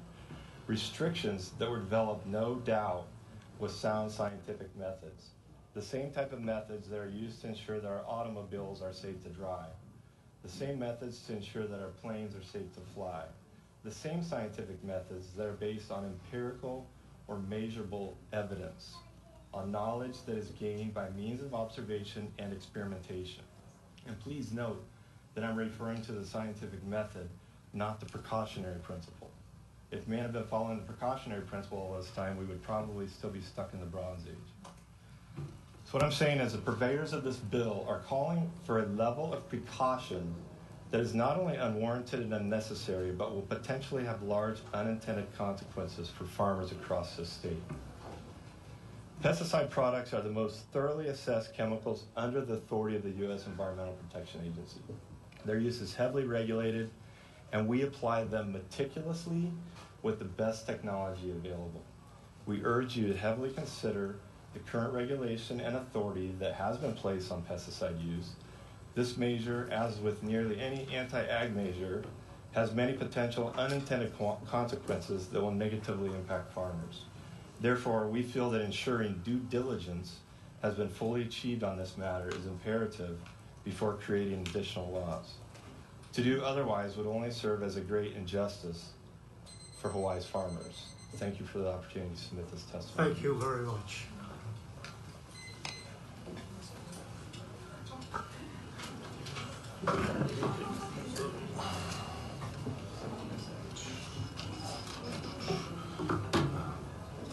Good morning. Thank you for having us. With all due respect, my name is Saul Kahn. I'm a small farmer from Kauai, organic farmer. Born and raised on Kauai, and I'm in support of the bill. I think it's a wonderful bill. I think we need this. Kauai needs this. There's a lot of families that are suffering. There's a lot of kids that are unintentionally getting poisoned, and there's really no excuse for that. There shouldn't be. I was thinking about what I want to say before I came here, or what I should do, and I was thinking maybe I'd bring a little bottle of cologne and spray it, and you guys could smell it, because you know, just a little spray. But if I came here every day and I sprayed it 3 or 4 times a day, but if I did that with restricted use pesticides, you'd probably want to kick me out of this room pretty quick, wouldn't you? It would be very disrespectful, and you wouldn't want poison around you all the time, right? You'd say, get this guy out of here, quick. And I think that's the same way with the kids, except they don't get to say, get out of here. They have to smell it and breathe it, and families, communities, hospitals. Kirby Kessler, who just testified, he said in one of our hearings, and you can look up the recordings, that buffer zones won't protect you. I mean, that kind of says it. So we need to do something. We have an obligation to protect the kids. This bill won't affect my farming whatsoever. It's not going to affect any small farmer on Kauai. I've talked to a lot of small farmers about it. They want this bill. This means a lot to us. A farmer from Molokai who just came up and testified, he said he has an obligation to protect his crops from pests. And I agree, I have the same obligation to protect my crops from pests. I fed over 300 families yesterday. I got up at 5 o'clock in the morning, I went to bed at 8:30 at night, passing out food. I have a bigger obligation to protect my son. So we can protect our crops, but we got to protect our kids first. What really comes first? They say they're stewards of the land, and farmers should be stewards of the land. We're here to feed people. They're not being stewards of the land. They're not leaving the soil better than they got it. They're leaving it worse than they got it. I've seen the soil there. It's compact. It's dead. The life under the soil is dead. We remediate our soil because we are stewards of the land. Thank you so much for listening. I support this bill strongly. Thank you very much for traveling here. Thank you. Hi, my name is Olivia Gagan. I'm a 13-year-old in 8th grade, currently going to island school on the island of Kauai. I live in Kalaheo, Kauai on the South Shore. The first thing I'm going to say is a quote from a brochure I read that you guys all got, and it says, if we're going to live so intimately with these chemicals, eating and drinking them, taking them into the very marrow of our bones, we had better know something about their nature and their power. Rachel Carson. Rachel Carson was an American marine biologist and conservationalist whose book, Silent Spring, and other writings are credited with advancing the global environmental movement. This quote means that disclosure takes a major part in the right to know what my generation will have to face if we don't get it under control. I continue to read how children whose mothers live within 500 feet of fields being sprayed were 6 times more likely to be on the autism spectrum. This tells me that the buffer zones need to be at least 3/4 of a mile from test fields. I know somebody who has autism who is now 30 years old, and her family will have to take care of her for the rest of her life. What is she going to do when her family dies? I never thought I would have to think about being poisoned while driving through Waimea and Keikaha. Recently, on my way up to Koke'e, my throat started to hurt. It got better when we got to the top of the mountain, but it was as we were driving down the next day, it once again got worse. I've had a cough ever since. It's been about 3 weeks. That brings up some questions for me, such as, is my child going to be okay if he or she lives in Waimea or other high-exposure pesticide areas in his or her lifetime? Will my child be ill when he or she grows up because I may be exposed to low-level pesticides? I don't think I should have to worry about this at my age. That brings up to mind some facts that came to my attention while reading about pesticides. One is that even at very low levels, pesticide exposure can stunt development and make the ability to learn much more difficult. Another is that many of the processes that occur during brain development can be disrupted by pesticide exposure. At a more personal level, my mom occasionally comes home crying because she doesn't know how to treat her patients that are coming home sick. I want to help her feel better, but I don't know how. Please, with all due respect, make decisions that will keep us children safe and excited about our futures. Thank you for your time. Thank you very much.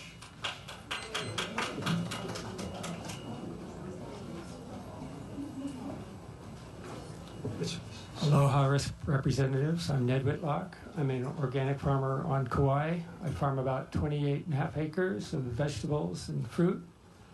You know, if the blossoms stay on the trees through the winds, I'm looking at, you know, grossing maybe $500,000 this year, God willing. So, you know, organic farming is a happening thing, and people want it.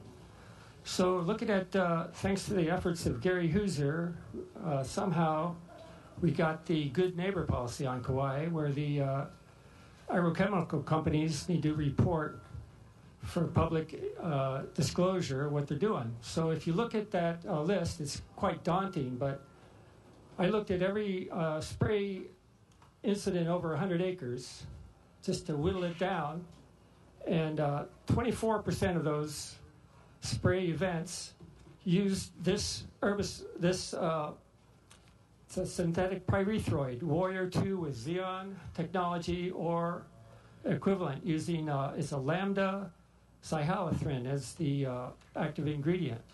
Banned in EU in 2003. But anyway, this is really potent stuff. The label is for corn is 1.9 ounces per acre. So what this means is, for 100 acres, that's 75 football fields with the end zones. So 1 gallon of this material can spray 66 acres of material. So I hope when you consider the thresholds in this bill, that you don't let stuff get through that is being out there. It is on the restricted use list because it's highly toxic to fish and other aquatic organisms, and highly toxic to bees, and it clings to the dust. So you can imagine, like Clayton was saying, this is one of those things that is coming in as windows. Thank you. Your time is up. Thank you. Thank you.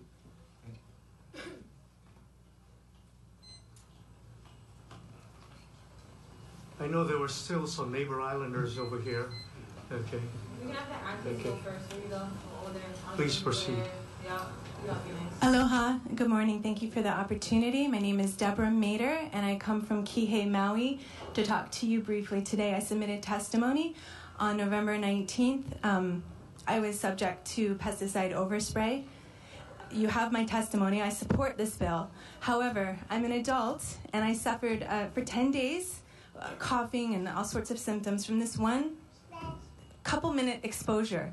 So when we're talking about schools that are near large agricultural areas, and with the advance of biotechnology, we've entered a whole new ballgame. And I think we need to address some of our rules. There's this huge disconnect between the regulatory agencies and the communities on the ground. On the one hand, you have the large agrochemical companies saying, we're doing everything we can to protect you, the people. And I'm the people, and I live in Kihei, not too far from the fields. So this is just an example, and this took months and months of research to get because there's no disclosure right now. There's a restricted use pesticide called Methyl Parathion.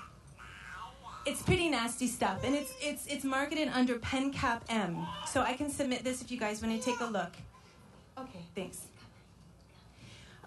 Anyway, in the label, which the label is the law, it says that this is not to be sprayed if wind speed is above 10 miles per hour.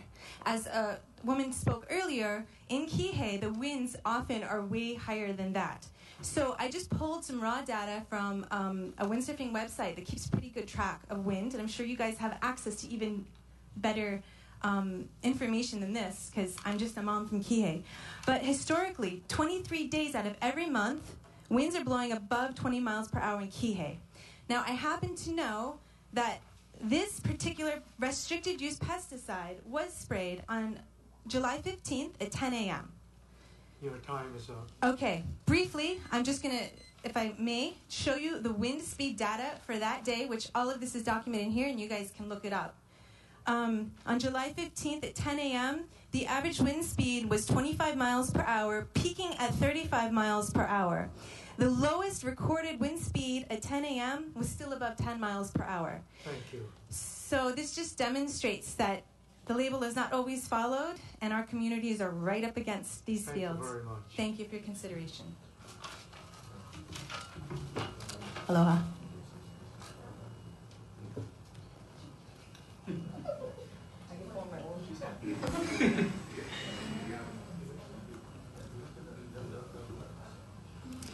Aloha mai kako, Chair Suji and committee members. Kalamai, this is the first time that I've ever done anything like this, so I may be a little nervous. O Trinette Furtado ko uinoa no ho vau ma keali inui ma hamakua loa o Maui. I live on Maui in the ahupua of Keali Inui in the moku of Hamakua Loa. My daughter goes to Paia school. And she goes to a school within that school, which is the Kaiapuni, Papahana Kaiapuni of Hawaii. And we teach our keiki aina-based education. They have mala that they work in. And all aspects of what we teach our keiki come from wa kahiko. And it comes from what we've been taught, what has been passed down, and what has worked for many, many years here in Hawaii. And what concerns me, what brings me here today, and to urge you to pass this bill, is that aina-based education. I mean, that is in jeopardy when I think about the fact that we're at, now HCNS is not what's at stake here, but I point out to that example of when they burn cane smoke. We can very obviously see the smoke, we can see where it goes, we can see where it has come from, but we can't see that with pesticides. Our keiki can't see it, our kupuna can't see it, and they don't come to school and they don't go to the daycare centers dressed in safety equipment. They're not sure about how to apply these things, but yet they're subjected to it every day that these kinds of sprayings go on. And we aren't told about it, we aren't told what's being sprayed, yet as parents, we have to come back and try to figure out with our doctors what is going on with our keiki. I thank you for listening to me, and I do hope that you support this and support Kaipuni in this. Thank you very much. Did I see a hand go up? Yeah.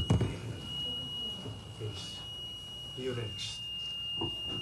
Do we have any others still outside or whatever? Yeah, I think over there. Okay. If I may repeat again, we've got quite a number. We want to wrap this up hopefully by 10:30. Give us some questions, because this is not the only legislation that the committee will hear this morning. So for those of you who can summarize, we've got your testimony. We really appreciate that, and we've got time for questions also. Perfect. I'll keep this short and sweet. My name is Kolonapoi. Come from the island of Kauai. The reason why we're here is because these pesticides are not safe.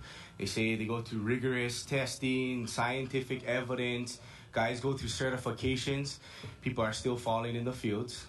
Children are still getting sick.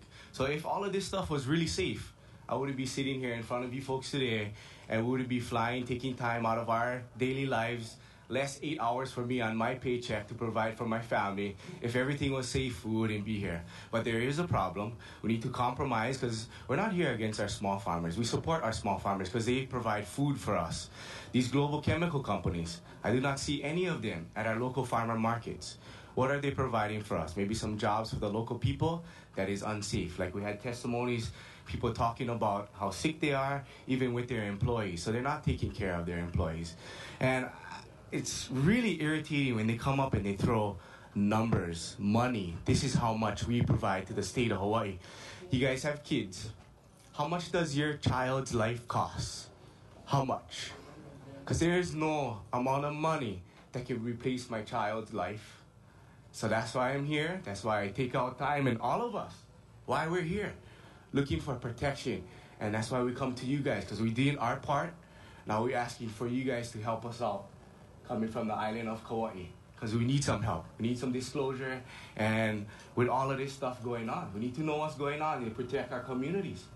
And that's why we're here. If we were safe, like I said, I wouldn't be sitting in front of you today. Thank you. Aloha. Have a great day.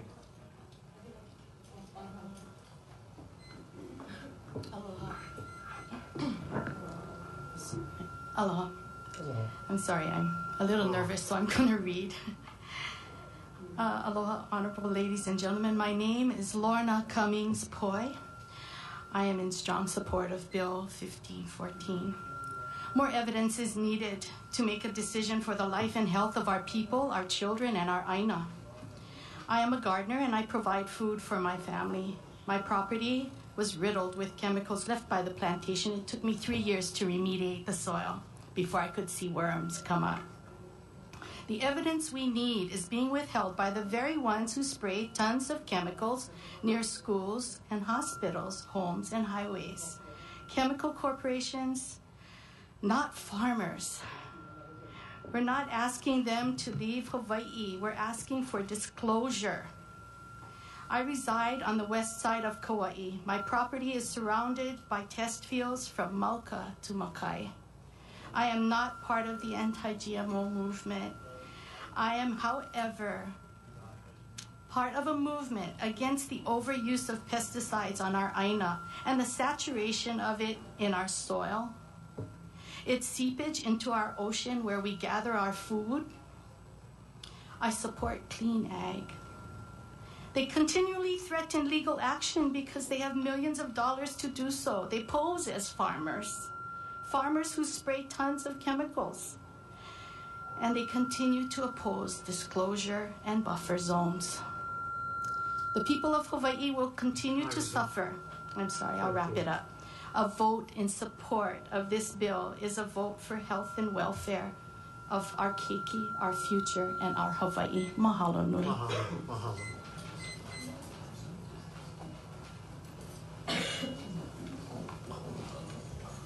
Thank you, people, men, women. Thank you for allowing me to be a part of this. Coming from Kauai, my name is Andrew Kabibi. I know my roots. I know who I am on this land as a Kanaka, not a Hawaiian. As a Hawaiian, I do not meet your standards of a Hawaiian, where we have a blood quantum here. So there is nothing here for me. Nothing. Not one thing. Everything belongs to you. And I have to subject to that. But what is happening to our children today is not right. What we're listening to today, after 50 years of these people around the world, you have a chance to make a difference for the people of Hawaii. We are not like them out there. We are not like them out there. We are different. And you guys know that. You guys know that. We're not the people that live out there. We are different. We want to be who we are. Aloha, people of aloha, people with love. A lot of people out there with love. Plenty of aloha. They're not being listened to. So where do we stand? Where do I stand as a Kanaka? I keep promoting aloha. I'm on a radio station. I'm a DJ. I'm a disc jockey for KKCR, Kauai Community Radio. I went back to Kauai after I lived in Kauai for like 35 years. And I came back to Oahu to take care of my dad. I didn't want to leave Kauai, but I had to take care of my dad. And that was the best thing I ever did for my father. But my heart was always in Kauai. And when I had a chance to go back to Kauai, I did.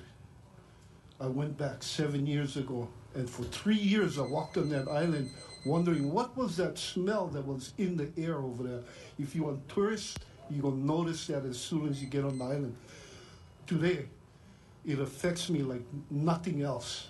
I knew what this thing was doing to me. And I suffer the effects today, as well as a lot of people out there, because of these companies. We all know the truth. You guys cannot deny that. None of you. And if you deny it, if you're denying it, then I feel sorry for you. Your families are not safe. Again, you're called upon to do the right thing. You're going to keep poisoning us after 50 years? Mahalo. Mahalo. Thank Aloha. you very much. Aloha. Aloha. please.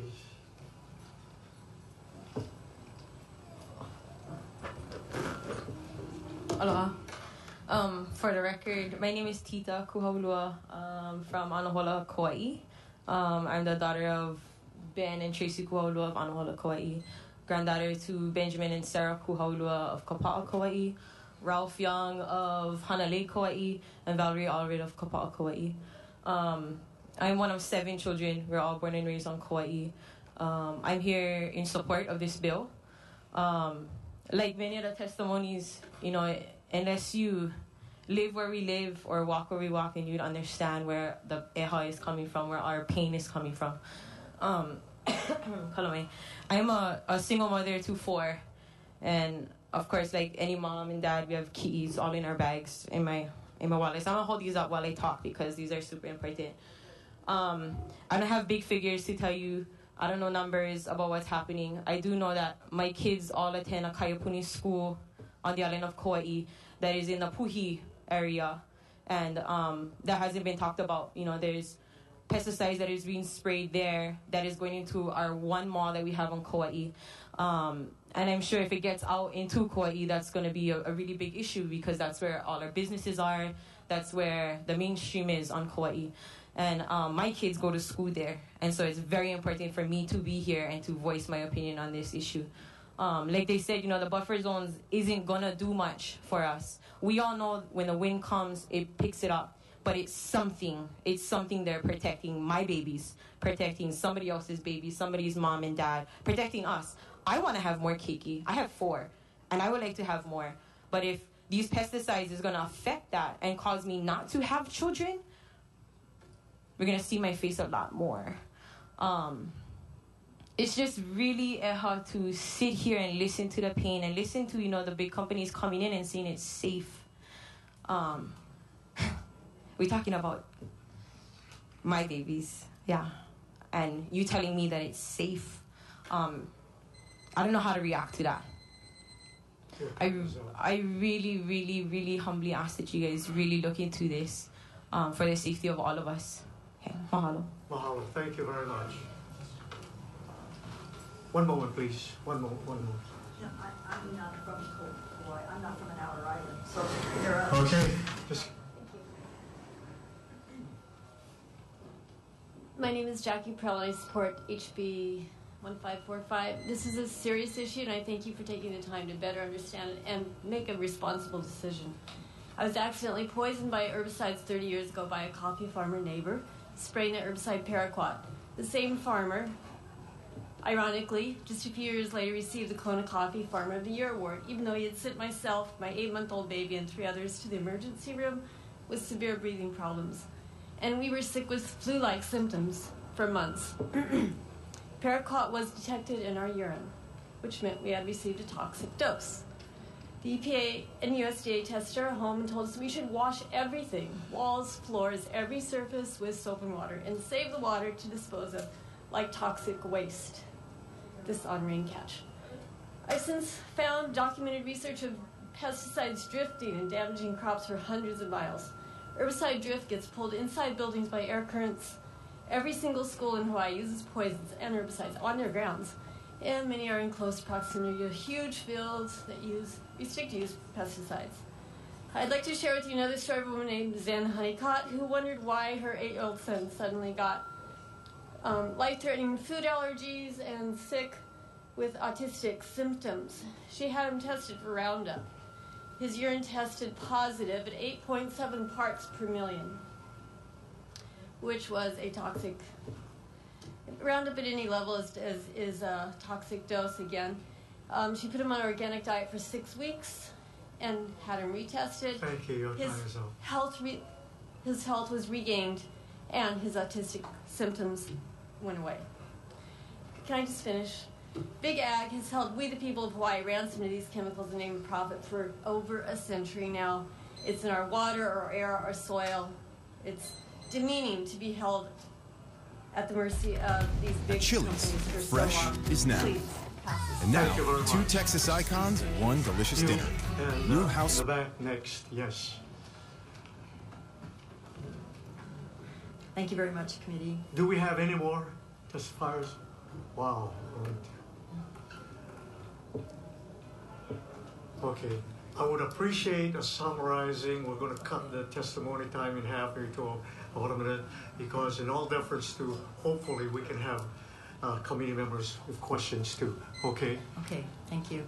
We'll work with 60 seconds if you don't mind. Please. Okay, my name is Jan Pappas. I'm from Aiea, Hawaii. I'm testifying for myself, but for children everywhere, I guess you'd say. And this is just kind of an overview that there was a study done last year by a couple guys, one from Harvard and the other from Mount Sinai School of Medicine, and they stated in their paper that a silent pandemic of toxins has been damaging the brains of unborn children. They named 12 chemicals that were responsible for this, what they call pandemic. Another man in his paper said that 16.9 million IQ points, and they've been able to tally this, have been lost by the pesticide portion of these 12 chemicals, okay? Those chemicals included the organophosphate chlorpyrifos that is sprayed on Kauai and the other islands by the farms. Chlorpyrifos was banned by the FDA for home use in 2001, but it's still allowed on farms and golf courses and used on Hawaii farms. Your time is up. Okay, my main point is that, you know, there is a pandemic. It's over the country. It's not just Hawaii.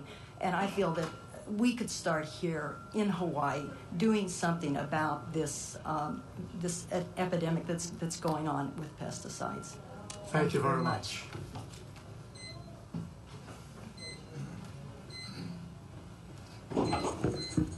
Mr. Chairman, Vice Chairman, my name is Joni Kamiya, a second-generation farmer with over 40 years of growing papayas on Oahu. I'm also president of the Hawaii Papaya Industry Association with over 200 papaya growers, primarily on the Big Island of Oahu. I'm now 73 years old, and my body is telling me, slow down, take it easy, pass it on to the next generation. And I'm very fortunate that you heard my son earlier, that he's taking over the farm. At the same time, I'm very worried that this anti-farming bill and other similar nature will discourage the younger generation to become farmers. It is said that our state constitution mandates the preservation and promotion of agriculture, and here we have a bill that will do just the opposite by adding irrelevant and burdensome regulations to farming. Presently, we are covered by EPA, USDA, FDA, DOT, OSHA, and so on and so on. We comply with workers' protection standards, pesticide certification, Federal Food Safety Modernization Act, labor laws, workmen compensations, and so forth. Farmers are a minority. We represent 1 to 2% of the population. We allow you to do what you do today. Please don't kill this. Please kill this bill. Finally, this bill purports to protect our keikis and kupunas, but it will do just the opposite. Don't kill farmers. Thank you.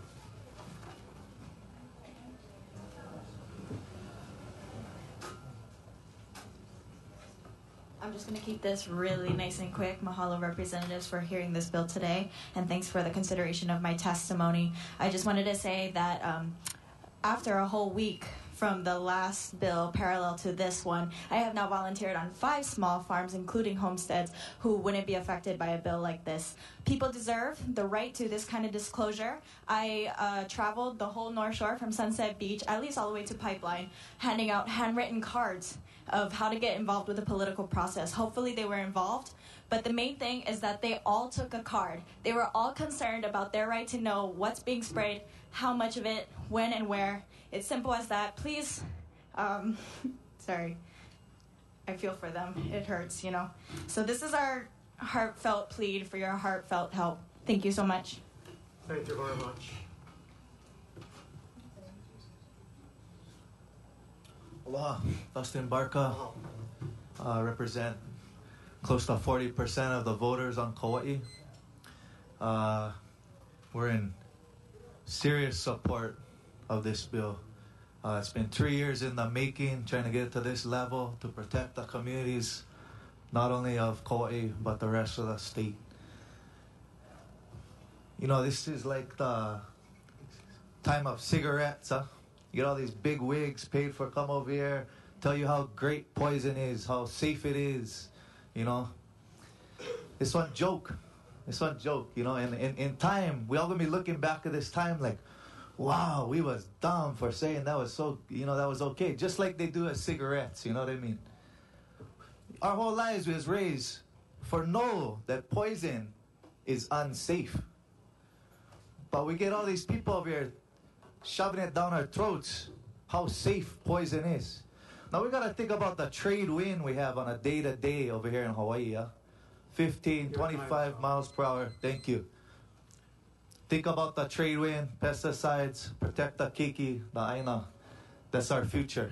The future is in the land, the soil, the water, the people, not in these corporations spending millions to make us think a certain way.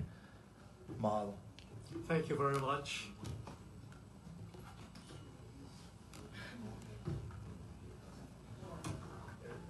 Hello, good morning. My name is Alika Atay. I'm from the island of Maui. I'm pretty confident that as I speak, I represent at least 23,000 voters of Maui. And we're in support of this bill. I'm a member of the Hawaii Farmers Union United, almost 600 farmers, gardeners throughout the state of Hawaii.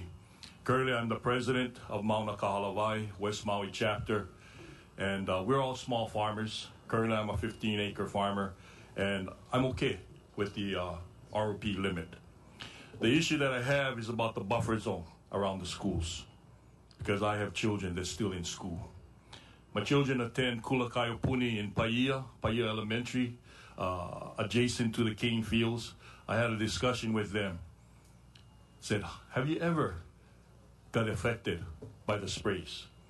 She said, this year, at least 2 or 3 days, we were unable to go out, recess, and lunch because we could smell the odor of the spray and the poison. So the principal held all the students inside. So imagine 500 kids, 2-3 times a year, have to alter their lifestyle. And how many schools is in the buffer zone? Support the buffer zone. Mahalo.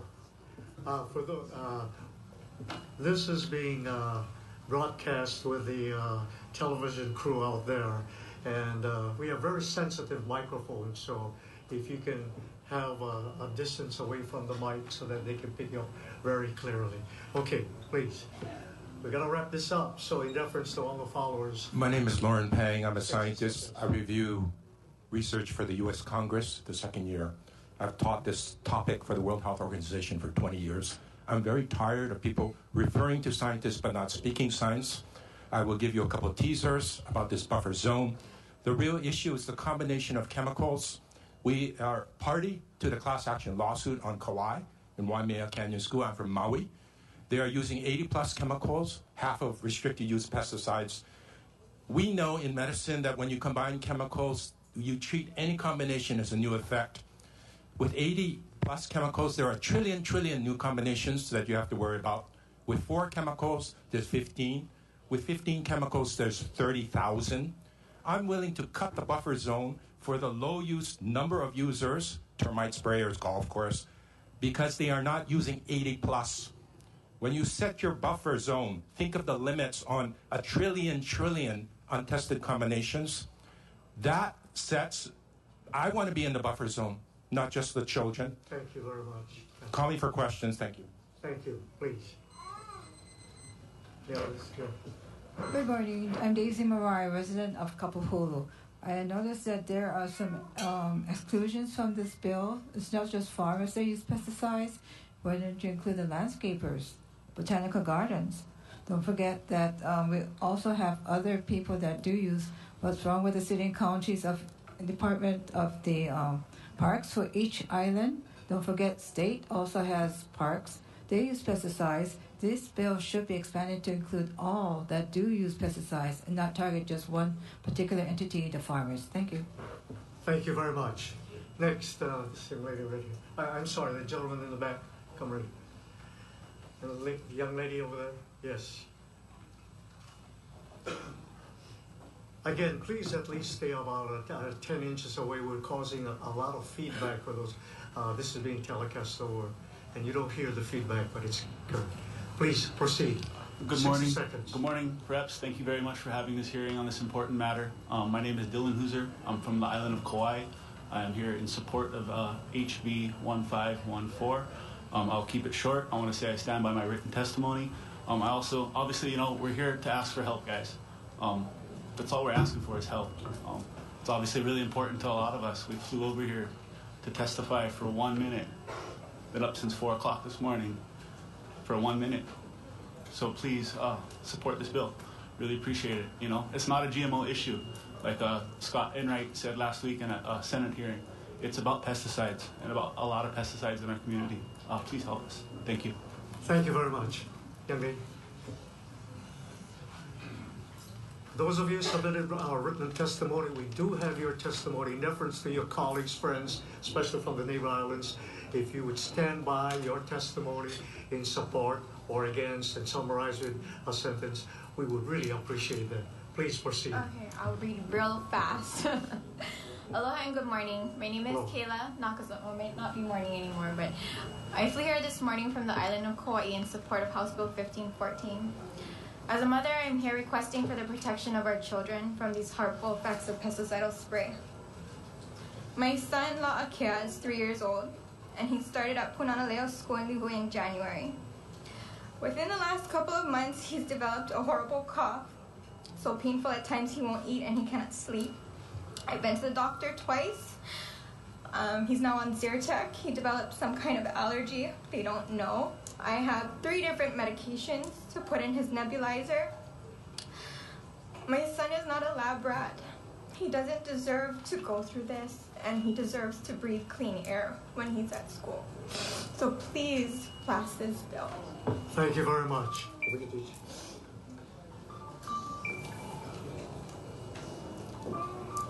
60 seconds, Roland. Go right ahead. Good morning. My name is Linda Molina, and I am an agronomist engineer. I have reasons to tell you, every single pesticide in the world, it is poison. Now, I give you this paper. Also, what all share in common is this hazardous to children. If you smell it, if you swallow it. Now, the problem is, Hawaii is such a small place. We are exposed to wind, to rain. This place is not suitable for having pesticides. Now you would say, oh, what are we gonna do? Kona waste. We have the Kona, we have the wind, the dust from Kona. Imagine the pesticides. The other thing, the big seed companies come to the island. They do not support food for our island. Solution, support the local agriculture, organic. We have to go organic. Everybody's getting poisoned here, all of us. Not just the school, especially the school, especially the people that live next to it, but all of us, because we have a lot of wind. So I absolutely support this bill. Thank you very much. Thank you very much. I know we still have neighbor islanders remaining, but okay, this young lady in the second row and behind her, neighbor island. 1, 2, 3. I see another neighbor island coming in. We've got to wrap this up, so those of you who are speaking again, please think of those following you. Proceed. Absolutely. Aloha, my name is Lorilani Ke'oho Kalole, Torio. I'm from the island of Kauai. I have 4 children. Nobody paid me to be here. My job is not at jeopardy. I stand by my testimony and I support this bill. I just heard, not even 5 minutes ago, somebody say, this is not personal. And that broke my heart, because it is personal. It's personal. And we take it personal as parents whose children are affected, who are sprayed, who we take our children to the doctor and they don't know how to treat them because we don't know what's being sprayed. Common sense. I've come here over the last couple of years to testify, and I just implore you folks to please hear us this time. This is exhausting. It takes a lot of time, a lot of money, and it takes a lot of energy. And aside from, being the mom on Kauai who supports this little issue, there's so many more that cannot do this. But thank you so much for your time. Thank Aloha. you very much. Back there with you. Please, good.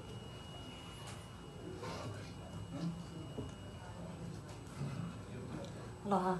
Mahalo, representatives, for hearing this bill. My name is Tiana Laranya, and I come from Kauai as well. Flew over this morning, crowdfunded, asking for donations from our community.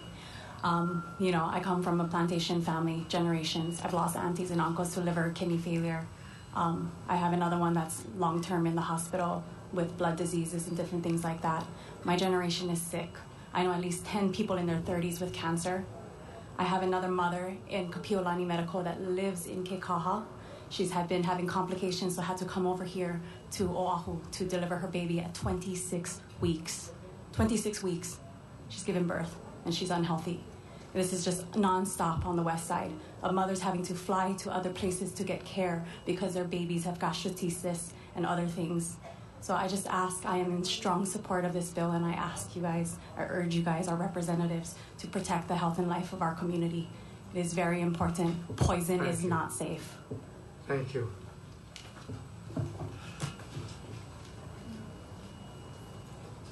Show of hands again, because we're way beyond mine. Okay. Aloha, representatives. I wanted to speak that I submitted testimony. My name is Joni Kamiya. I'm speaking as an individual. Basically, this is an anti-farming law, and if we pass something that's not based in facts, science, or evidence, we are setting a very dangerous precedent for what other kind of laws can attack the farmers. This is why we say it's against farming, and it can affect small farmers, because who says we're next? We probably are going to be next. So I just ask that you base this law in science and evidence. Yes, people are fearful. You see scary images, it's scary.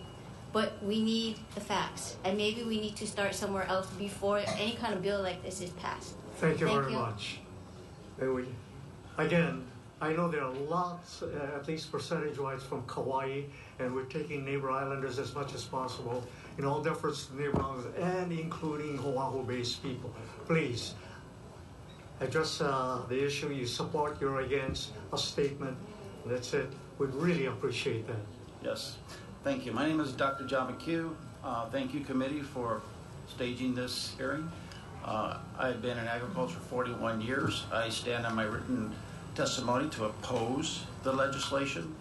And I'd just like to say, in those 41 years, I have 5 children, 4 grandchildren, and all of them are healthy and happy. Thank you. Thank you very much. Good morning. Please, if you may. Yeah, so my name is Alika Napier, and I stand by my position of opposing this bill. And I'm going to try to sum it up real quickly. We've heard many instances in which children are exposed. So please don't mistake my opposition to this bill as one of insensible disinterest, and one whom supports the haphazard use of pesticides. Quite the contrary. I'm the father of 2 children, 11 and 15-year-old, and their health and safety is my utmost concern as well. My question is, why are we not addressing the root cause of the problem? And yet, through this bill, provide exemption specifically to the applications occurring right on the school campus. If the intent is to truly protect our keiki by documented misuse by custodial staff and homeowners, and not the farmers. So thank you very much for this opportunity. This side. Are you from the neighbor island? Yeah, please, exactly. And all along, please. Hate to rush people, but we're going to hear as much as we can. Identify yourself. Hi, my name is Ross Sibukao. I'm from the Big Island, Hilo side. I'm opposed this bill. I'm a papaya farmer, small time, no corporation type. And just, yeah, I mean, I've been applying pesticides for most of my life, and I've been practicing the labels, the correct way, and, just, I think it's a misconception on pesticide use and whatnot, but I'll just wrap it up. Thank you. Thank you very much. Sorry.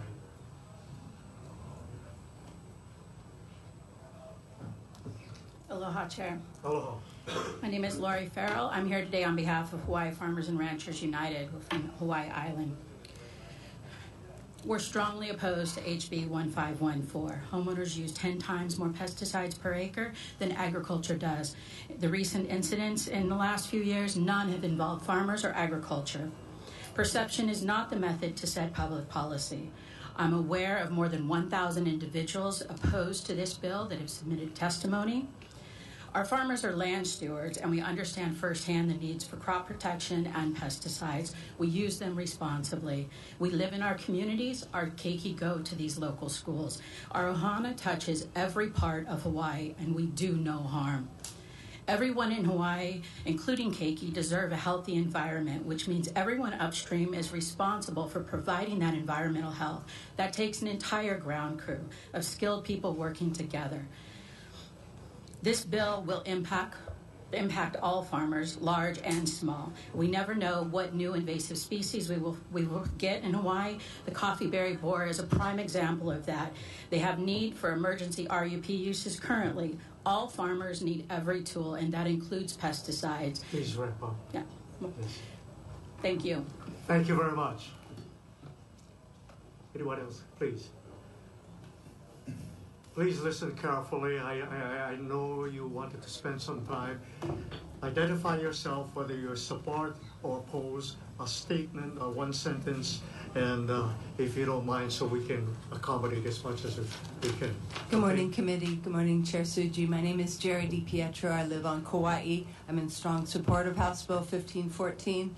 The fact that we have been without adequate oversight, DOA manpower, and without documentation for so long is criminal.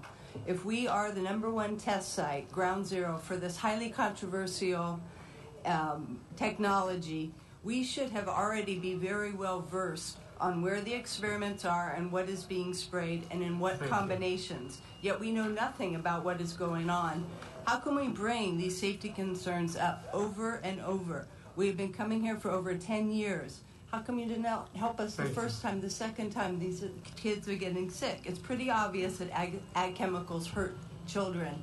Please, we've come a long way. We've been worked at the county level, and we are being sued 7 out of our 8 islands by these chemical corporations. Yes. We're asking for help from the state. Thank you very much. Please, your statement. Okay. Yeah, my name is Mark Phillipson. I work for Syngenta. I just really some quick points on some information. 18 tons is an incorrect amount of pesticides used, restricted. It's half that amount. Syngenta was accused of spraying the children at Waimea Middle School back in 06 and 08. Investigations by the Department of Agriculture and the first responders showed that it was a stinkweed, and there's more details in my written testimony.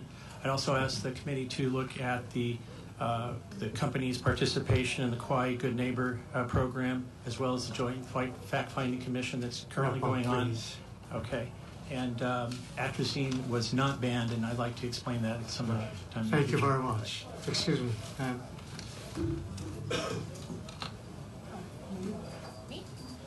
Yes. Next, over there. Aloha, honorable representatives. My name is Naomi Carmona on behalf of Babes Against Biotech and our 39,000 supporters and 15,000 members in Hawaii. And if we're talking scientific evidence, then we should look at the fact that the EPA performed 0 safety tests on pesticides prior to approval. So they rely on studies submitted by the pesticide manufacturers and don't do any safety testing. Furthermore, I think if we can't prioritize children's health over the profits of pesticide manufacturers and pass this bill, then maybe we should mandate tiny hazmat suits for children at school. Thank you. Okay. Aloha, Fern, Anunui Rosensteel. Can you speak as fast as her? Kauai. Yes. I represent over 400 to 6,000 people that join me in the streets on Kauai about this, and I know you guys' time is limited, but I want to address a few of the things that you've been told that are totally not true. First of all, they're not regulated. If you call me up for questions, I'll explain to you why. farmers are not using these RUPs. These are in general use. A lot of what they just said to you, like those papaya farmers, probably don't use RUPs. So please keep in mind, most farmers do not use it. 98% of all farmers on our island were the biotech chemical corporations. I stepped out the front of a county council building to pass this law for 2.5 years. I've been trying to find out what chemicals are sprayed in our community. We are asking for disclosure. We are not asking to shut down operations. We are not asking to impact small farmers that do not use RUPs. We are asking for help. We are asking for data. 2.5 years, sir. 2.5 years. And we're trying to find out what chemicals are being sprayed in our backyards. Please, please, please pass this bill. Thank you. Are you together, both of you? Can you come up? No, we're not No, together. you're not together.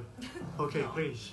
Aloha, my name is Chelsea Motsushima Contreras. I am from the island of Kauai. I'm a mother of 2.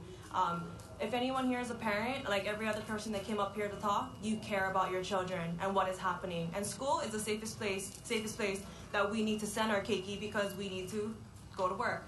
I've been a mother of my 2 children for the past 6 years. My son has been diagnosed with autism, age 3. Takes 3 years to get diagnosed whether or not someone is affected by something. Okay. Crazy, yeah? You support your I support the bill very much, and if I need to bring my children with me next Thank you time, very I much. definitely will. Mahalo. Thank you.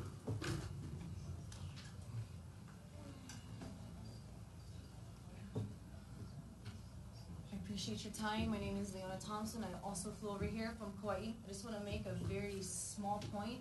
One of my organic farmers, who is on 22 acres, produces more food for my island than all 5 of these chemical companies that have flown out here today. Hundreds and hundreds of acres. I was standing out here when my friend from Waimea was up here crying because his family is affected. Yeah, and guys are out here laughing from these companies. It's very disrespectful. It smacks in the face every week. And so we are begging you guys to please, this is real, this is happening. Please work and support HB. Thank you very much. Thank you guys, please. Thank you. Next. If not, okay, 1, 2, okay, that's it. 3. Aloha, my name is Mitsuko Hayakawa. My husband is a farmer, and I am in strong support of this bill. I just wanted to let you know that if we do support science, we need disclosure. And this is a very good starting point for getting information and analyzing. Thank you very much. Can you come up by 2s over there? 1, 2, please. Your statement would appreciate you're in support or you're in opposition. My name is Diane Anderson. I'm from Oahu, the North Shore. I support this bill, strongly support this bill. I feel like it's way overdue. I have one thing to bring that I haven't heard. Thank you. I'm a realtor, and I think that would you buy a home Thank you. near these agricultural test sites? Thank you. Aloha, my name is Mary Lax, and I am also a resident of the North Shore in Haleiwa. I'm here in strong support of House Bill 1514. HD1. I guess the one point that I'm allowed to make is that this measure does not affect small farmers or food producers. Thank you. It only affects the largest Did I users. see one more person? We're going to... Okay. Okay. In support, opposition? I support the Hawaiian. I don't know about this bill because before I used to use raid and the chemicals made me very to me. And if you look into the culture of the Hawaiians, they never use no chemicals. They never use no chemical, and we surviving today. So they should make more small farmers because everybody go organic. Thank you. And then do the right thing. Just do an assessment first. Chemical is very dangerous. So check the Hawaiian way if they had chemicals before. Aloha. Mahalo. Mahalo. In support or opposition? I'm in strong support of HB 1514. My name is Mercy Riddy. I'm a mother of 3 children, and I flew in here from Ho'olehua, Molokai. Thank you. Okay. Thank I just wanted to say one thing. In your deliberation and in your decision making, please just consider our children and always have them in the forefront of your mind when you're making these decisions. Thank It's you. very important decisions. In support or opposition? Identify Let yourself. me state my name. My Yes. name is Loretta Riddy. I'm from Molokai. I strongly support this bill. There is no disclosure as to what's happening. I live by the fields. My kids go to school. Our water resources are there. And there's a book called Tom's River. We know what the corporations Thank you do. very We much. know what they cover up. Thank you very much. Our last 2. Oh, I'm glad. Our last 2, any? Okay, you're a final testifier. Please identify yourself and in support, against. Good morning, Chair and Representatives. My name is Blake McElhenney. I was raised in Pupukia on the North Shore of Oahu. My family and I are in strong support of HB1514. My wife and I have 3 young children, and we think that the ultimate duty of the government is to protect the people and the taxpayers and the residents of Hawaii. And I really encourage you to keep this measure moving forward as a starting point for discussion. There may be a lot of things that we all accept as part of our daily lives that are unacceptable based on new knowledge. And I think protecting our schools and other sensitive areas is a great starting point for you guys to help us get our act together since the budget cuts of 2009, which has clearly stated that DOH and DOA are not regulating the pesticides. Thank you very much for your consideration. Identify yourself, support or against, if that's it. My name is Ann Gomers. I live in Waialua. I'm in support of the bill. Waialua is getting organized because we are affected. I live within a quarter of a mile. I have sore throats regularly. I have to wake up every morning and smell it when it comes in. They like to spray when it's 5 to 6 miles an hour. I met with Pioneer. They have no interest in allowing information, nor does Minnesota. Thank you very much. They're scary. Members of the audience and committee, I believe I've missed some of you, and I really apologize, especially from the neighbor islands. We had a big contingent from the island of Kauai and the other islands. Thank you very much. But this now gives the opportunity, for members, questions? No? Okay. Please. Thank you, Mr. Enright. And I know we were short of time. I wanted to know, geographically speaking, how many schools are within the distance of any of these farms? Do you have any idea of what the numbers are? I don't. I'll bring up Tom Matsuda. Tom, do you have that one? No. We haven't done that research, Representative. We don't have that number yet. Okay, so it's coming. Chair, I have one other question. Mr. Jeffs. Mr. Jeffs. Thank you. Mr. Jeffs, please. You said you've been 40 years in the trenches or in the field. Actually, that's here in Hawaii. This is my 53rd year for trying to figure out how to do this business. And you're only 55 years old. Yes, well, look at there. But anyway, go ahead.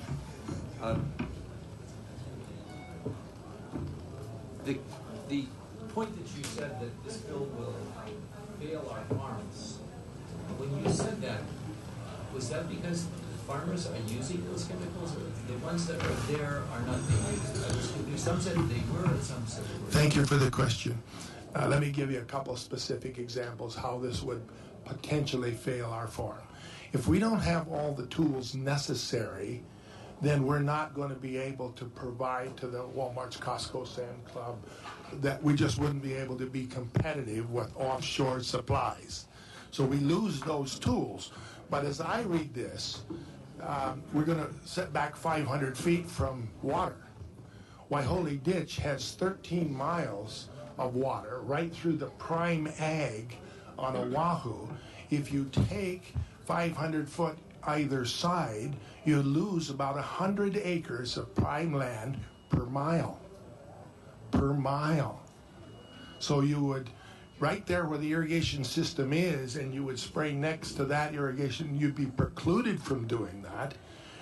Hundreds and hundreds of acres of land would come out, literally thousands, I think, would come out of production if you presume you cannot be competitive without all your tools. So buffers and not having the tools then makes the critical mass of our farm lost on my conservative read of the proposed bill. Is that it? Question? Could I ask Larry a question? Syngenta?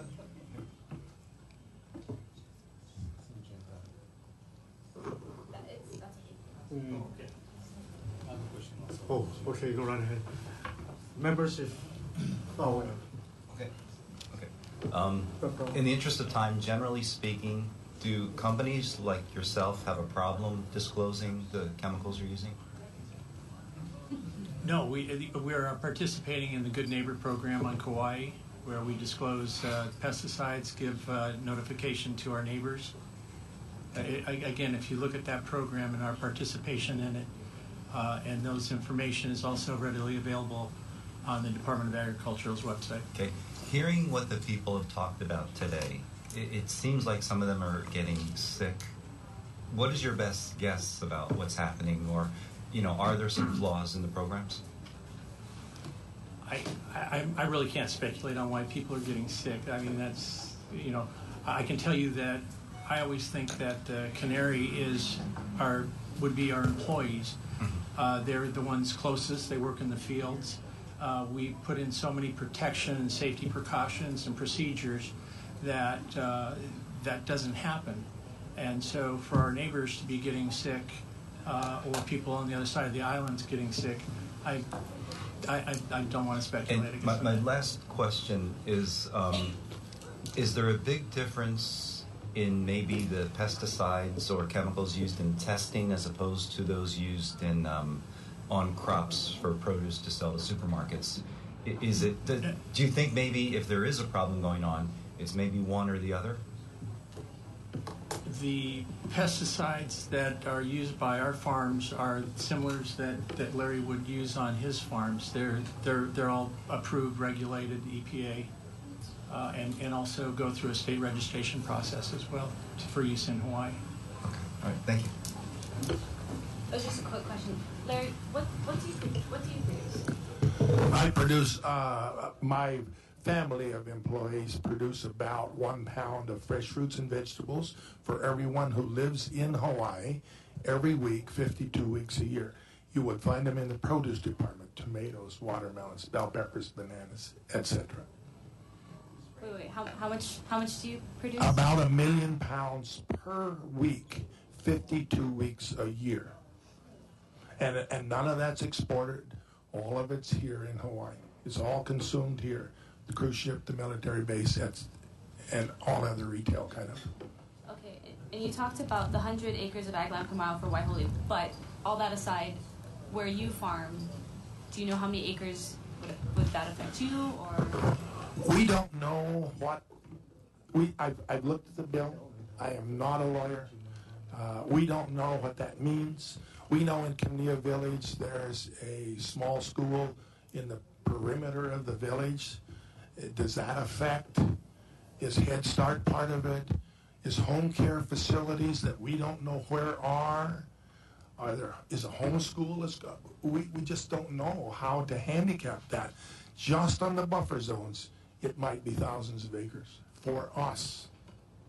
Okay. Now, I have farmed here for several decades. I've not had a dust complaint. I've not had a spray contain. I've not ever had an employee go to the hospital. I don't understand what's going on. I just don't understand. Thank you. Rep. Woodson. Very quickly, can I please have Dr. Pang come up from Maui and also Department of Ag? Maybe in about 30 seconds first to the Department of Agriculture. Are there any jurisdiction anywhere on the planet that are in coexistence in terms of figuring out how to establish a proper relationship between the ag community and some of the concerns that have been addressed here today? Is there anywhere in which it's working and all sides are happy? Yeah, last Thursday, the Senate heard a companion bill to 1514, and I asked the pesticide branch to start doing research on all 50 states to see what's on the books in those states in terms of setbacks from schools. And that's as if this moves forward, do we have a number that we can come up with that has some basis in science? So we're working on that, Representative. We have a small group on Maui of scientists who are looking at buffer zones on behalf of threatened and endangered species, U.S. Fish and Wildlife. Apparently, we protect them a whole lot more than we protect human health. Those guidelines were set forth by the National Academy of Science, which I have given the previous committees. Those really, the thickest section of the book is the uncertainty of mixtures. Those combinations are a wild card. One more question, Mr. Chairman. So let's speak about the chemicals itself. A lot of these chemicals obviously are aromatic, defined as they travel in the air. Has there been any research, or are there any best practices that will allow for heavier chemicals so that instead of going out up into the air, they actually drop down? Is there any chemicals like that, or can that be applied Can we actually make the chemical heavier so that it doesn't drift up into the air? Is there a technology or science available to do that? Pang, you want to? I have a degree in chemistry from Princeton University. You could do that, but the issue of drift goes beyond. Some people say it's just the volatility, and you say, let's just sink it down. The contamination also goes to dust, which is not counted officially in drift, but dust moving beyond that. The real question is not can we settle it, but the other chemicals which are not RUP, restricted use pesticides, which enhance the killing effect. These 80+ chemicals are killing or enhancing of killing. This is not beef stew. Is there any absorbance that is known in the industry that will allow to neutralize the effects if in fact it connects with the chemical itself? Absolutely. The medical field knows how to treat toxicity, but when you call the Rocky Mountain Poison Center, which we refer to, their first question is, what chemical or chemicals?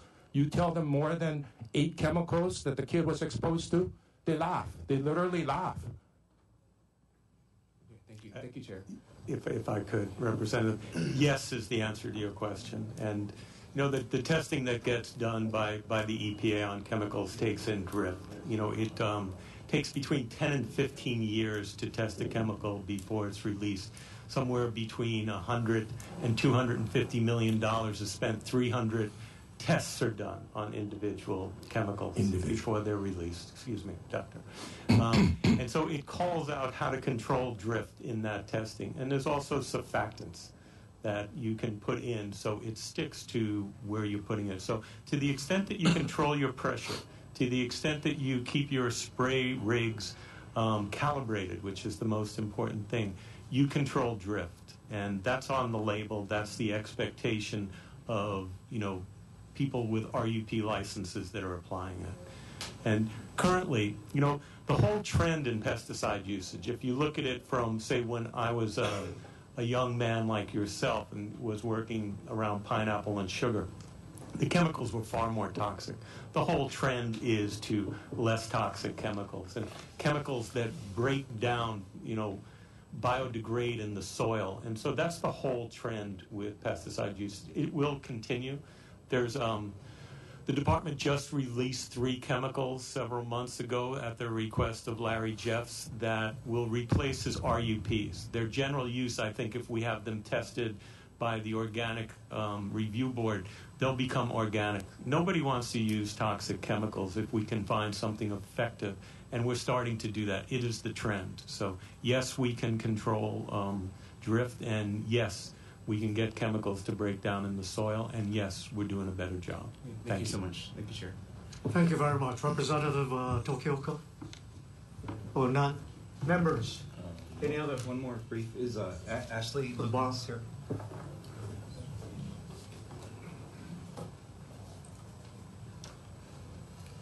Just in the interest of time, I read your testimony, and you have some comments about drift and medical statistics. Yeah, I wanted to make a point that I think the medical literature on pesticide drift is really clear. The American Academy of Pediatrics recommends buffer zones to protect children. We had 2 medical doctors testify in the hearing 2 weeks ago in the Environmental Committee. The lead pediatric neurologist at Shriners testified in strong support because he felt that potential pesticide drift was linked to rising rates of autism here in Hawaii. We had that testimony followed up by Dr. Sylvia Pager, who again testified that the medical literature, in her expertise, suggested that we have to mitigate risk for children, especially children. This bill does not ban pesticide use. It regulates it around our most sensitive areas, our schools. And in that way, the science is clear, and it is doctors, not farmers, who should be weighing in on the potential human health risks of pesticides. And those doctors have weighed in, and they've said that we need to regulate exposure near schools. So I think the literature is really clear. It's not an anti-science or an anti-farmer debate. It's how can we protect our children? Because that's the point of pediatrics, is prevention. That's why we immunize. Thank you. Vice Chair? Yeah, I'd like to call Department of Ag up. Chair Enright. Morning, Vice Chair. Last week, the Senate committee heard a similar bill. Correct. And they requested information regarding incidents regarding schools. Correct. Do you have a report? I do, Vice Chair. And could you summarize the results of the report? I can. If I may, I'll summarize that real quick. All right. Tom Matsuda, Department of Ag, Pesticide Branch. We had gone back in our records to the year 2006 through 2014. There were 16 incidents having to do with schools evacuation. Out of those 16, 10 were attributed to homeowner applying a pesticide product. One was a turf grower, a nursery. One was a school custodian. One attributed to a mulch pile. And 3, we could not attribute that to pesticide use. So in the last 8 years, 16 incidents, 10 attributed to homeowners and no seed companies. So in regards to this, well, Chair, yes. In regards to the data that you collected, yes, and in regards to this bill, one, I guess, is this bill comprehensive enough to cover the safety in schools? The short answer would have to be no, Vice Chair. Okay, and in regards to incidents regarding agricultural entities, no matter what their size is, by the data, it seems like there's no justification to single out them versus everyone else. Absolutely correct, Vice Chair. Thank you. Thank you, Chair. Thank you very much. Rep. Tokioka, please. Thank you, Chair. Mr. Enright, thank you for being here. In the Good Neighbor program that you implemented on Kauai, what is the setback distances that you have right now? On sensitive areas, 100 feet.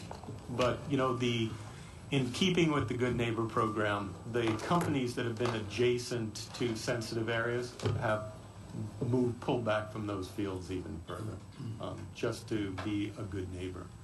And, you know, the program has been a success. You know, the department considers it a success. It's voluntary disclosure. We're bringing departments retain the agricultural mediation services to come in and do an independent appraisal.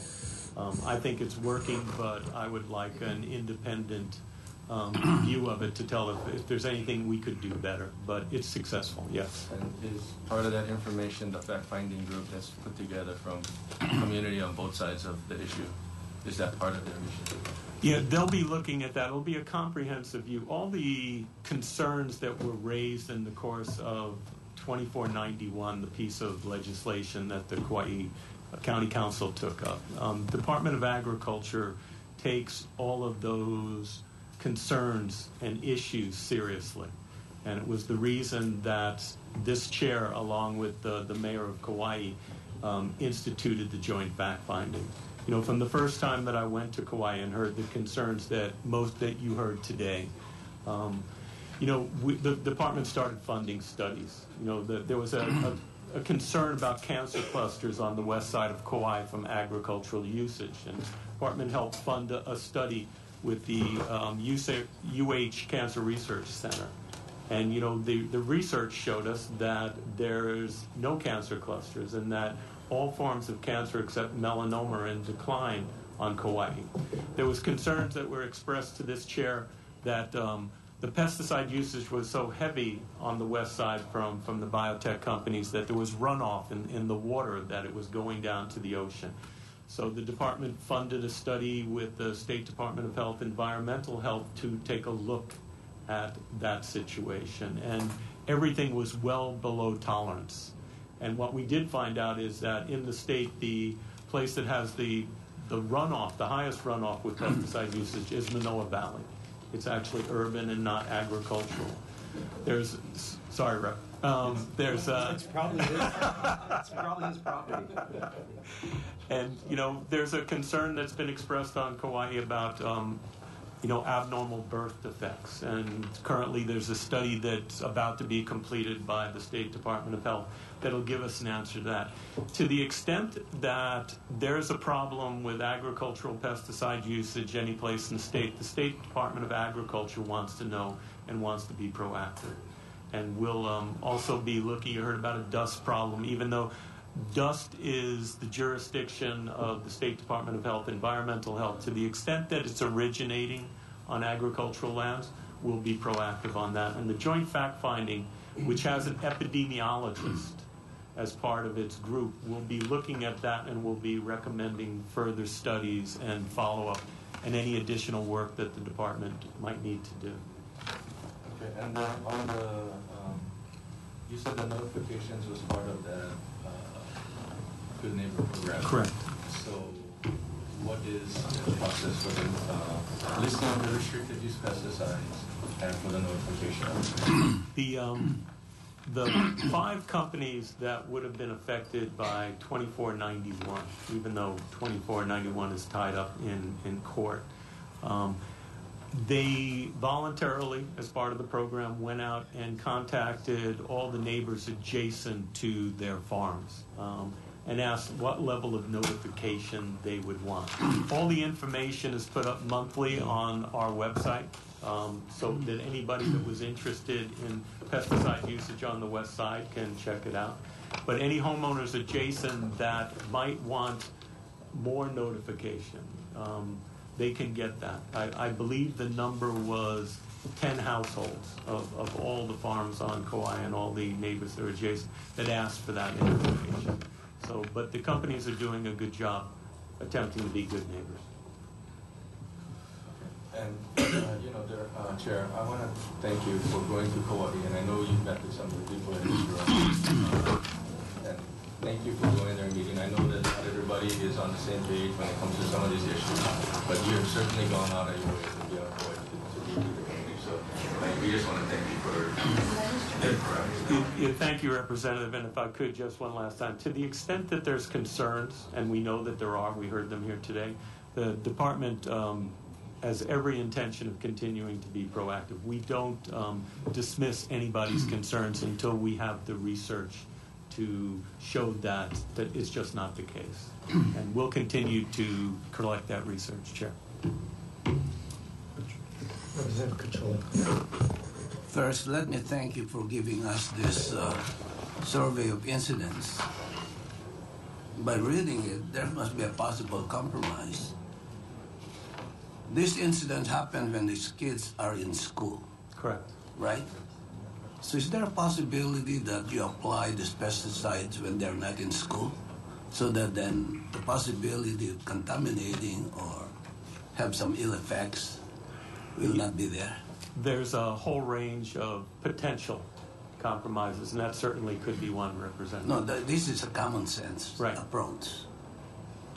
So can that be done so that both sides will be happy about this? Potentially. It would be, I don't know that we'll be looking to mandate that. No. But we can certainly, it's part of the conversation, yes. So if they're not in school when the pesticides were applied, they will not be affected, right? That is the logic, yes, sir. Okay, now, how about the drift and the effects of the pesticides? Does it last a day or two when they come back, or how many hours? It would vary with the individual pesticide. Correct. Like, are there pesticides that last for several days or a week, or just maybe a few hours, and still be effective in killing? The re-entry time varies for the different chemicals. You want to speak to that? Yeah, Representative, on the label, they'll talk about, and this would be for the worker protection because these guys are more exposed on re-entry period. If you're talking about drift, again, you're probably tired of hearing the whole study behind the label, but they do take into consideration off-target drift and exposure to infants, elderly. So if a good applicator of pesticide would not allow drift to happen. If it does happen, again, the label addresses these factors. Okay. Assuming that drift is a factor, even if you have a buffer of 500 feet and you apply the pesticides within the beyond the 500 feet, and they're not in school, but the drip goes to the neighborhood, that will still impact the kids because of what you just said. So whether you have more or less a buffer or not, it will impact kids or whoever outside of the 500 feet buffer. So if it can be managed in a way wherein the application of the pesticides when the kids are not in school, and if the drift could be addressed without going beyond that, or based on what you said, the drift that is happening now can still impact even while you're sleeping. Again, if you're expecting drift all the time, I don't think that's the case. But if it does happen, the amount, and again, it's EPA looking at how much is unreasonable adverse effects. I'm not a physician, and maybe that's something for Department of Health to answer. The reason why I asked this kind of question is there a possibility where both sides can live together because we need the food and at the same time take care of the healthcare needs of our community if we manage it properly? We'll find that point, Representative. Okay, thank you. Thank you. Members of the committee, we've got to move on. We have about 5 more bills, plus decision-making on all half-dozen bills before our noon time, so I ask for your indulgence. Thank you very much. Now, moving on to House Bill 330, relating to finances, increases the general excise tax by 1% for a 2-year period to provide for various usage. First, Department of Agriculture, Scott Enright. Chair, the department will stand on its written testimony. Excuse me, order please. We're in session right now. Thank you very much. Thank you very much. Sorry. Department of Taxation. Chair, Department of Taxation submitted written testimony. I'll stand on that written testimony. Thank you very much. From the Chamber of Commerce of Hawaii.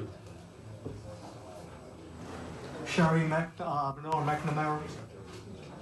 Chamber of Commerce submitted written testimony in opposition. Hawaii Association of Realtors, Myung Oh, written testimony. Written testimony in opposition. From the Tax Foundation of Hawaii, Mr. Thomas Yamachika, provided written testimony, comments on. Is there any others who provided testimony that got some late testimony? Okay, thank you. Chair, Hawaii Farm Bureau supports the Hawaii Farm Bureau, please. Supports intent. Supports the intent. Thank you very much, Hawaii Farm Bureau. We've got late testimony, Catherine T. Kupuka'a in opposition. Grassroots Hawaii Institution, Grassroots Institution of Hawaii. Offer comments. Please, proceed. Well, good morning, Chairman Tsuji and Vice Chairman Onishi. I first want to thank you all for working so hard that you demonstrated your commitment to the public in the last bill's testimony. I'm Keli'i Akina, President of the Grassroots Institute. We don't weigh in for or against this bill, but we'd like to share with you some of our policy and analysis. Not so much about the agricultural lands, but about the mechanism for funding it, the raising of the GE tax. This bill is one of numerous here in the legislature measures to raise the GE tax. A couple of concerns you may want to consider. First of all, as a state policy think tank, we compile the data from all 50 states, so we can compare Hawaii as a tax environment to all 49 other states. Currently, the Alec Laufer report of 2014 places us at the bottom, number 50. And the biggest reason for that is because of our GE tax. In particular, we're 37th in state business tax climate according to the Tax Foundation. And the number one reason is because of our GE tax. But let me close with this. It's not just businesses and our economy that are at risk in using an increase in GE tax. It's also the poorest amongst us, the wage earners who are in the bottom 20%. In fact, the lowest 20% of the population, according to the Institute on Taxation and Economic Policy, will pay the highest percentage in the GE tax. That means the lowest 20% will pay 13.4% altogether of their income on GE tax. We have one of the most regressive GE taxes in the nation, which impacts the poor most negatively. We just would like you to consider these observations about the funding mechanism. Thank you very much. Thank you very much. Another late testimony by the Maui Chamber of Commerce in strong opposition to the bill. Any others here would like to testify? If not, members, questions? Rep. Choi. Good morning, Representative Benjamin Brower for Department of Taxation. I read your testimony, and it's quite disturbing. So you're basically saying that just to make one change, you can't do it by this particular date. That's correct. How much time would it take just to increase the G taxes, or any taxes, by just a mere period? The GE tax in particular is an issue. I can't tell you for other taxes, but I was informed for this particular bill that we would need until at least January 1st, 2017 to raise the rate. That may change with new computer hardware, but currently that's the date. Okay, and then your fourth paragraph is even more disturbing, that you can't allocate that 1% to a special fund. So basically, it's like the real tax 0.5%. You guys don't just collect it from the fund. You guys calculate the amount that should go to the if you're going to collect 1%. Can we have a microphone with Mr. Choi, please? Yeah. Oh, okay. I thought I was being loud enough. Okay. Right? That's what you're trying to tell me, that if you collect money from me, okay, but you can't take the exact amount collected and just put it into a special fund. You, in fact, just get a pile of money and kind of guess, calculate, estimate, interpolate these numbers to put into a special fund. I don't believe that's what was indicated in the testimony, Representative. I think that the issue here is that it specifically talks about allocating the increase in the tax. 1%. It talks about allocating the increased revenue generated by this bill. That's not an exact number. That's not 1%. That's the increase in revenue due to this bill. Right. So we're adding 1% to 4%. If it was phrased that way, then I think that would be a much easier calculation, Representative. Thank you. Mr.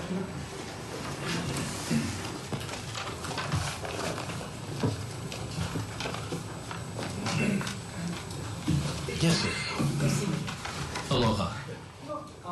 Interesting analysis that you made about the GE.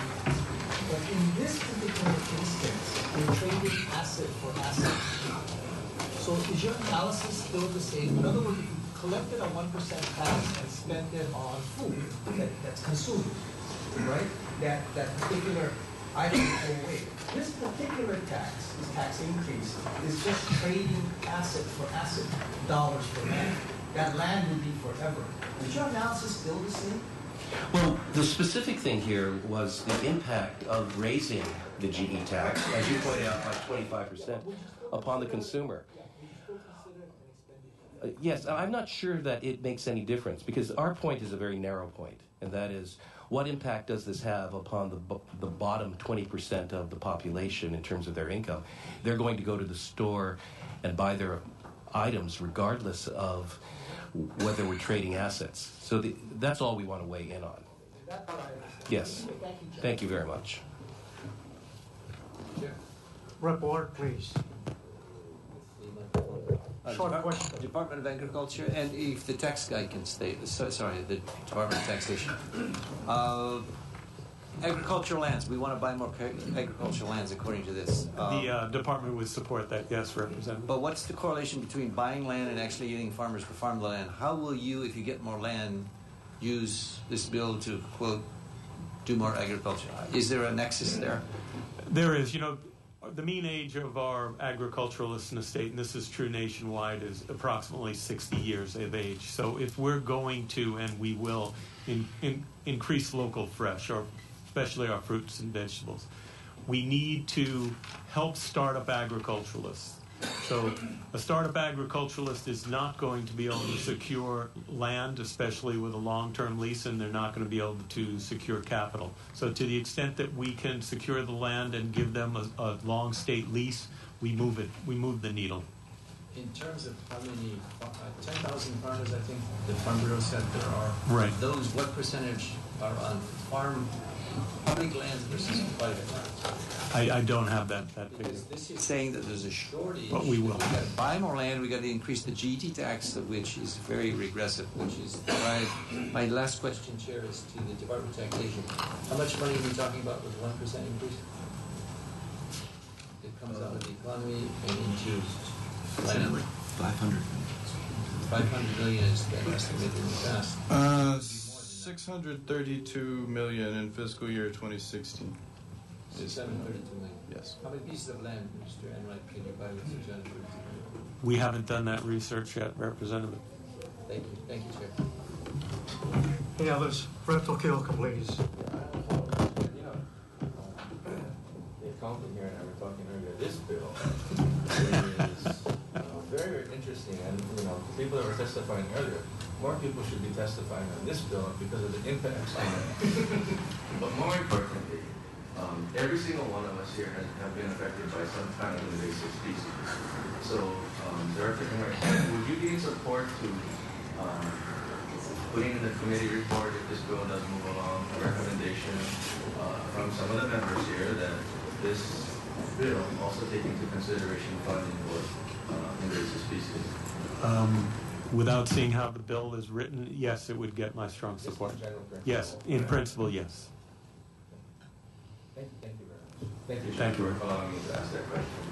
Okay, thank you. Any others? If not, we'll move on to the third on the agenda, House Bill 439 relating to land use planning. Members of the committee and those...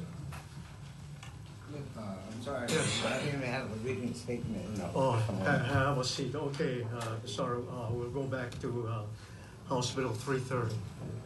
Yes. Thank you, Cliff. My name is Ernest Torre. I'm the chairman and president of HPC Foods. I'm a businessman, and what I see in this state, this bill, I introduced this bill because that farmers in this state has no future. This state is really anti-farming because I farm, I know.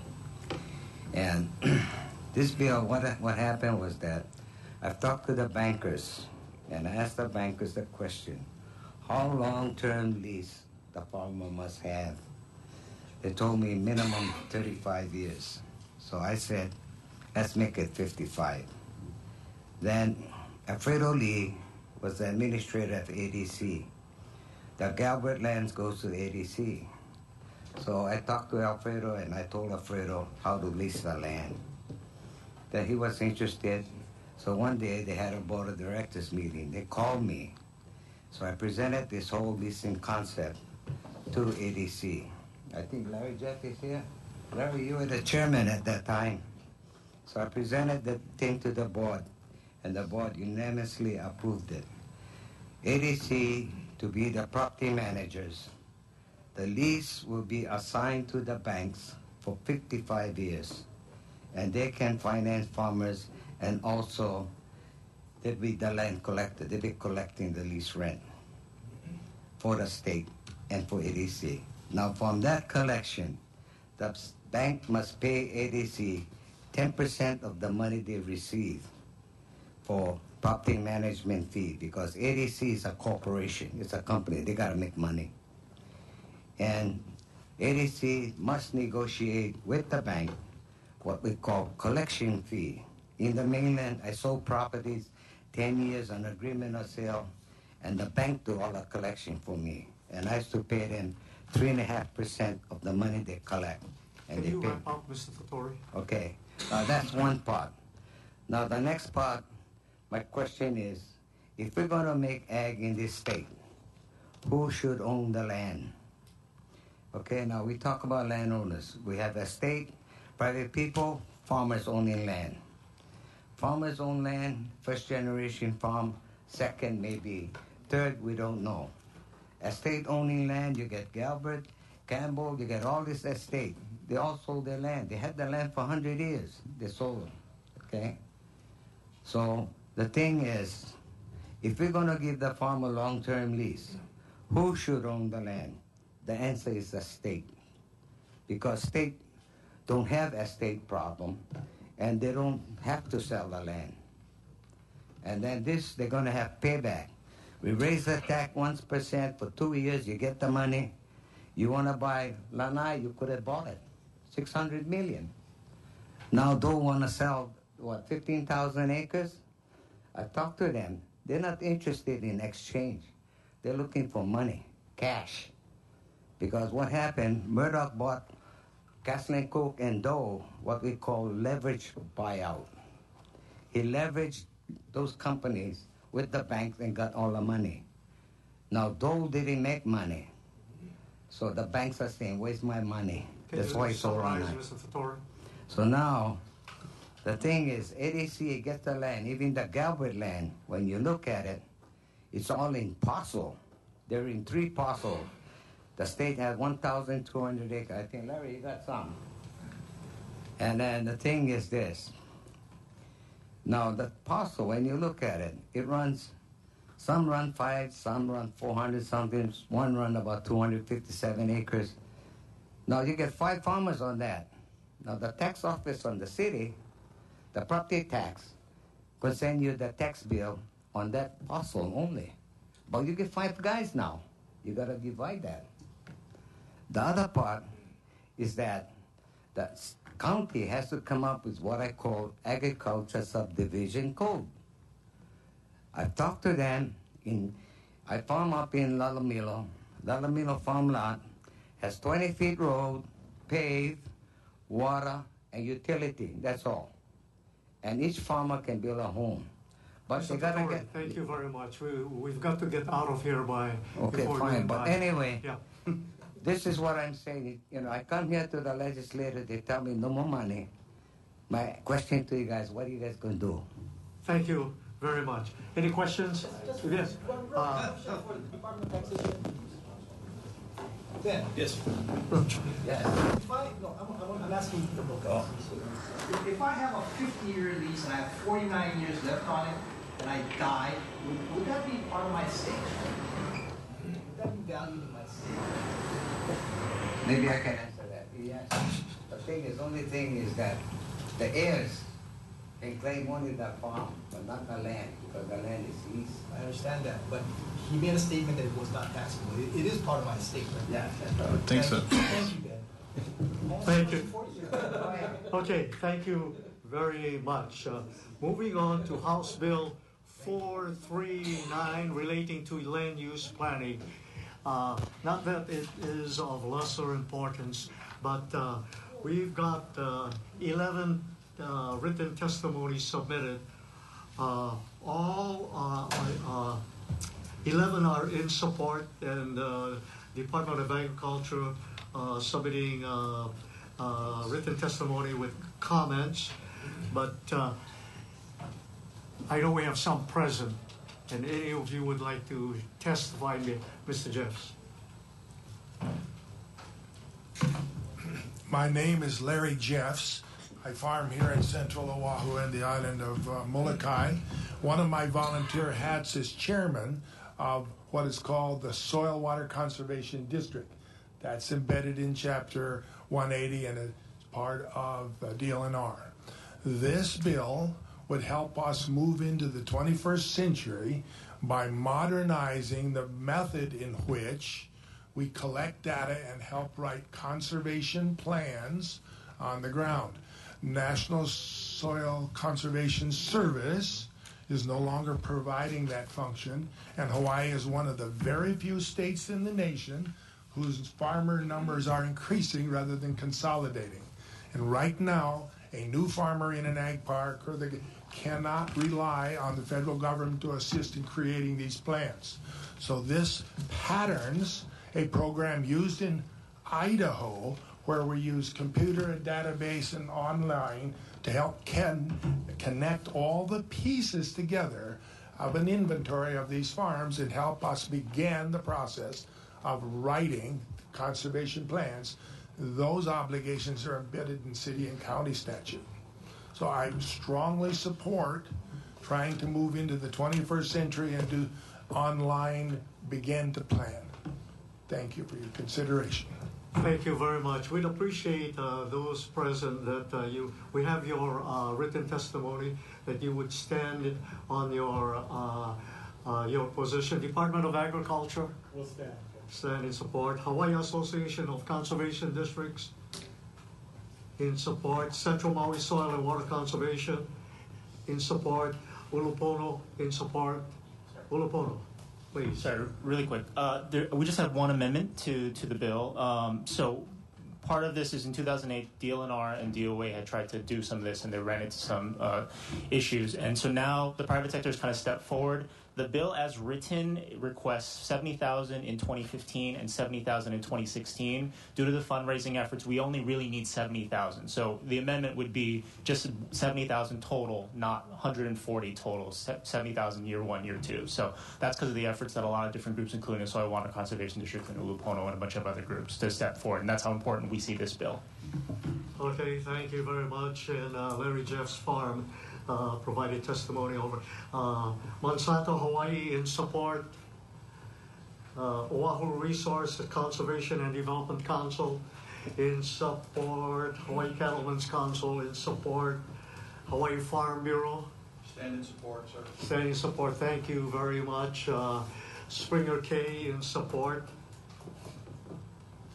Taylor Kellerman in support. We've got three late testimonies, all in support. John McHugh Huff, Amy Brinker, and also Warren Watanabe. Are there any others who would like to provide testimony? If not, members, questions? Thank you very much.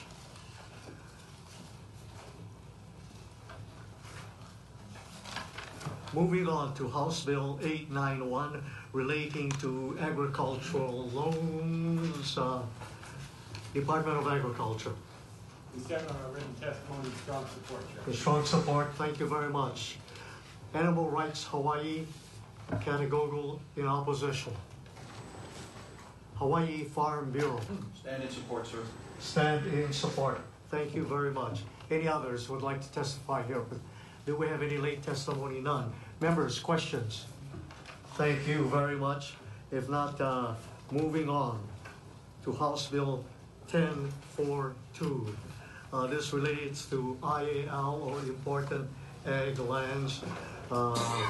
Department of Agriculture. Department stands on this written testimony, strong support. In support, thank you, strong support. County of Maui, Mayor Ellen Arakawa. The Mayor's Office stands in strong support. Mayor's Office, thank you very much. County of Maui, Department of Planning. We stand in strong support. Any other departments you would like to stand in support? Thank you very much. Okay. Maui County Farm Bureau. In support, Mr. Warren Watanabe. An individual named Momi Dirks in support. Any others here would like to? Late testimony. We received a couple right here from individuals. Amy Brinker in support. City and County of Honolulu. Support amendments. Okay, we got Hawaii Farm Bureau, that one's in support. Land Use Commission,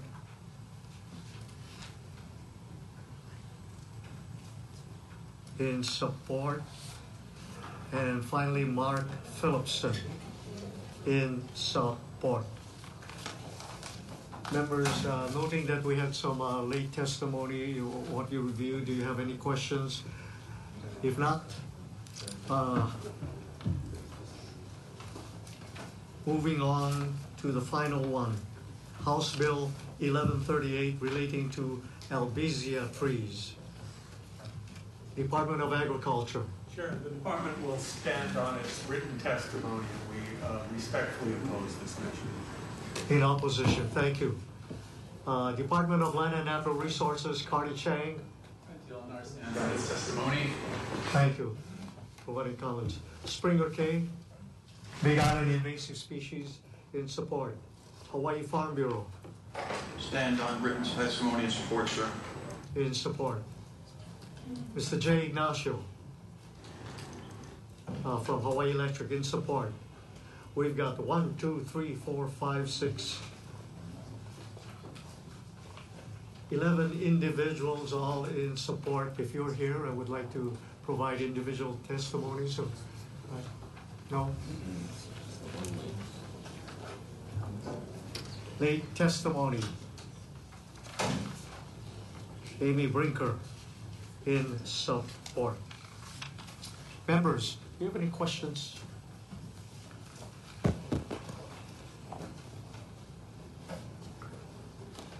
If not, members will recess for decision making.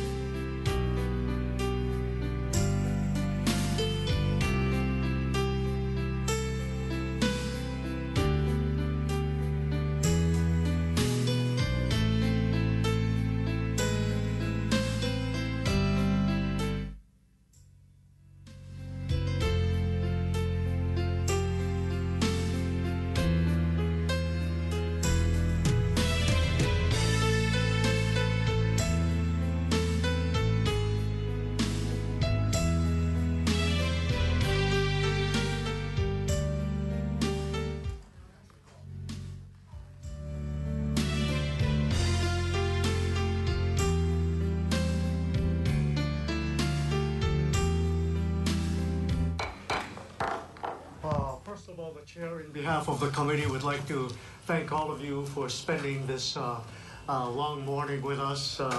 We had a lot of good discussions on a lot of our bills this morning. So we thank you for your support, for being patient with us. I know, I'm sure I missed some of you, especially in the first legislation of House Bill 1514. Many of you journeyed from the neighbor islands, and we tried to accommodate as much as possible. The committee members tried to digest your written communications as much as possible. I know it seemed hurried towards the end with a half dozen bills to go through. It looks like we're going to make it for our 12 noon session.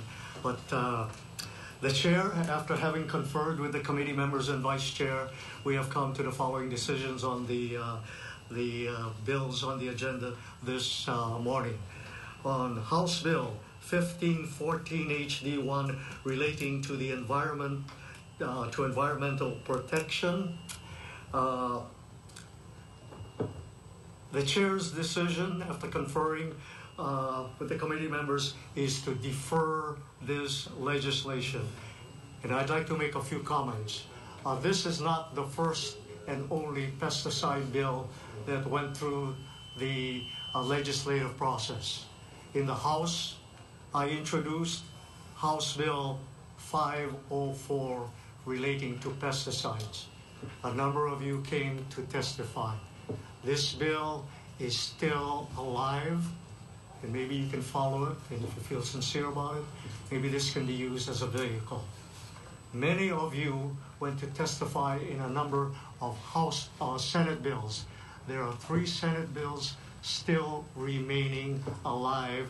Those are titled relating to health impact, the health impact of pesticides. So it's not like we just gave this a doomsday. We took a lot of consideration.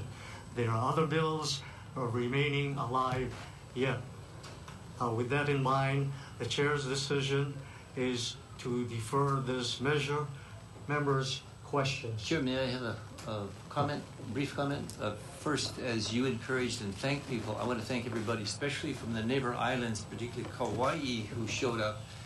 And gives us great hope that there's really a live and well body out there that may someday actually register to vote and really make a big difference politically, because we are the worst in the nation in terms of registration. But in terms of this hearing, and I've been here for a couple of decades, I've never seen as, what would you say, as enlivened and passionate of testimony. However, I have never seen legislators threatened as I've seen today. I've never seen a hearing that ends with Allah Akbar. That is out of order. This is democracy. Democracy demands civility. And when we do proceed, as the chair said, to further hearings, let us reason together. Let us not argue, or let's not even bring the ghost of ISIS to this legislation. This is about democracy. Yeah. What? Thank you. That is for all of us to be civil, madam. For all of us to be civil. Let us encourage to participate, but let us be civil. That's the message. Thank you very Chair. much, Representative Ward. Any other comments, discussion from our members? Representative Hayakawa. Well, Chair, I'd just like to begin by saying that I'm a bit disappointed for the fact that most of the people that showed up to testify took the time and the money to come out from Kauai. And I feel that they were rushed through.